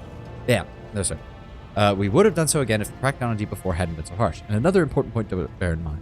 The problem is not limited to the sector. It's located on one of the most populated lower decks, and everything that happens there has a knock-on effect on all the neighboring sectors. Master-at-Arms, the ship's enforcers all report to you, and yet you seem hesitant to provide your own perspective. Now this is interesting. This character didn't exist the last time I played through this tutorial section. Jocasta Sourback. Lord Captain, unlike Lieutenant Bent, I respect the chain of command and realize that it is not within my right to challenge my superiors. Sourback bows her head in Abelard's direction. However, a moment later, a serpentine smile appears on her lips. That being said, while I entirely share Master Wisarian's opinion on what fate Depot 4 deserves, I must note that this insubordination is a direct consequence of practices that he himself has introduced. Mistress Sourback, I see you have decided to follow the Lieutenant's example after all. Such behavior does you no credit. Sourback, explain. The ship's regulations state that the Master-at-Arms is responsible for resolving all matters related to the ship's enforcers, and yet it is no secret that the Seneschal has a tendency to show partiality. Those enforcers and officers whom he has deemed particularly promising are at times given permission to approach him for tutoring. I cannot deny, Master Wisarian's experience and insight. The Seneschal has a record of students who have indeed achieved much and have demonstrated impeccable performance. However, extending such patronage over the head of their immediate superior fosters disregard for hierarchy among your lordship's servant. And today, an enforcer goes to the Seneschal to report the Master-at-Arms order happen to disagree with. Tomorrow, they will go to the Lord Captain who objected the Seneschal's orders. I notice a pattern in these actions. Yeah, have a good one, Kato. Hopefully, I will be streaming Wednesday. Hopefully you'll be able to make it. Have a great day. Have a great day, man. Abelard, your response? Mistress Sourback, can you recall an occasion when I would encourage an officer to disobey superior, or one where I would overrule their order, or show favoritism to those who merited none? None, Seneschal. For there have been no such cases in the entire time I have served aboard this ship. If anyone were to claim otherwise, I would have to pay for insulting your honor with blood. Your conduct in this regard has always been spotless. Nevertheless, given your eminent position, a simple show of attention on your part is enough to erode the attitude of junior officer, inflate their sense of self-importance, and undermine discipline. See, I actually like this. This is a nice contrast, because before this, it just seemed like it was weird that Abelard is rated as your iconoclast companion for the early game, but acts way more in line with traditional Imperial thought on a lot of issues. I like this contrast. It shows that Abelard is by and large still an Imperial, but it's his interactions with people as individuals that really bring out his more, honestly, his more good side. That you distinguish some of them and know them by name is tantamount to walking around the officer's deck handing out gifts to officers who have caught your eye.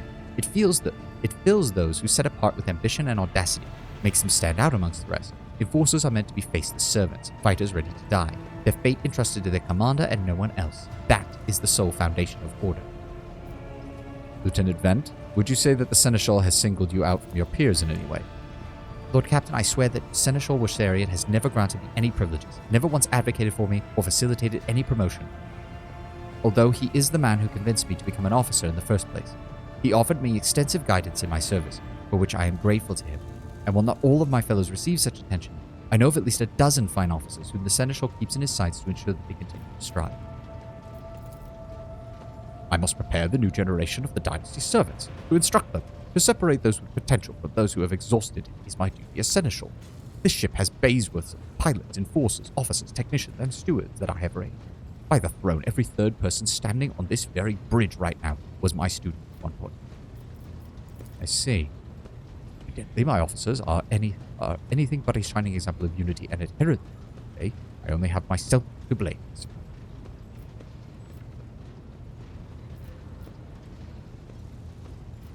Abelard is everyone's right-hand man in this game. I don't think I've seen anyone who has dissed Abelard at all.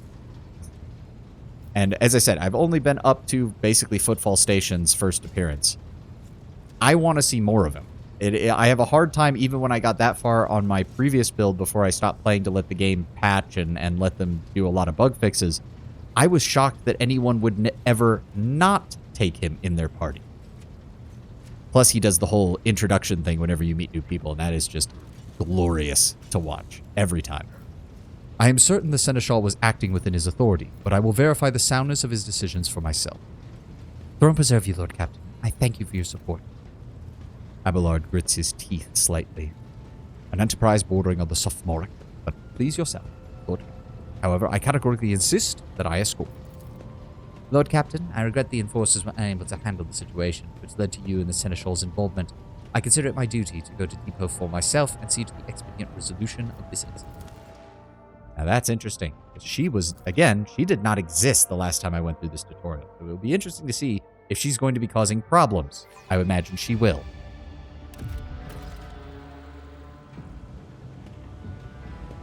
Come on. Oh, yes. Is this where they spit on me? I think this is where they spit on me. Or attack something. I can't remember. Oh, wait. Oh, there we go. For a sec, I thought it was a cutscene. I thought the guy walking up was a cutscene. Oh, God. Hey, it's Wassarian. Yeah. Take that, scum. Oh, yeah, they attack Wassarian. That's why. This is all his fault. All of it. Abelard reflexively wipes a sweat from his brow in a startlingly human gesture, and a telling one, a rare moment where he allows his age and weariness to show through his armor-like veneer of self-assurance. The lower decks are a source of endless problems. Sometimes I dearly regret we cannot replace them all the locals with servitors. Did you hear that? They were shouting your name. Of course they were. The organization of the daily routine life of the ship rests upon my shoulders. A mountain of challenges and problems from which I endeavor to insulate you. Oof. Pick up there. The situation on the lower decks has been a cause for concern. I've intervened personally on more than one occasion. That must be why they remember. They do not know your fate. To them, you are akin to a creature of legend, one who has stood on the steps of the Golden Throne itself. Whereas I am a man whose name is attached to every order docking rations or lowering a bay's heating. We need to get to the bottom. And unfortunately, that is where I'm going to have to go. It's past the 3-hour mark now. I've got to get ready for work. I've got just over an hour before I'm going to have to head out. So I'm going to be saving the game. We're going to be leaving off here. We will deal with the lower decks when I come back, most likely on Wednesday. And we will continue in the gameplay. We'll be meeting up with the ship that's there, that's in the system. And from there, we're going to be heading to the prison planet. And hopefully, we can get the prison planet done in a decent amount of time. We may be able to start Rykard Minoris as well when we're there. That'll be great. So I hope everybody has a glorious Monday. I hope you have a glorious rest of the week. If I don't catch you again, should catch you all on Wednesday. And again, I will have the VOD for this up on my YouTube channel, Savani_VT, as quickly as I can. It all just comes down to how quickly YouTube feels like processing all of it. So I hope you all have a great day and a lovely week. See you later.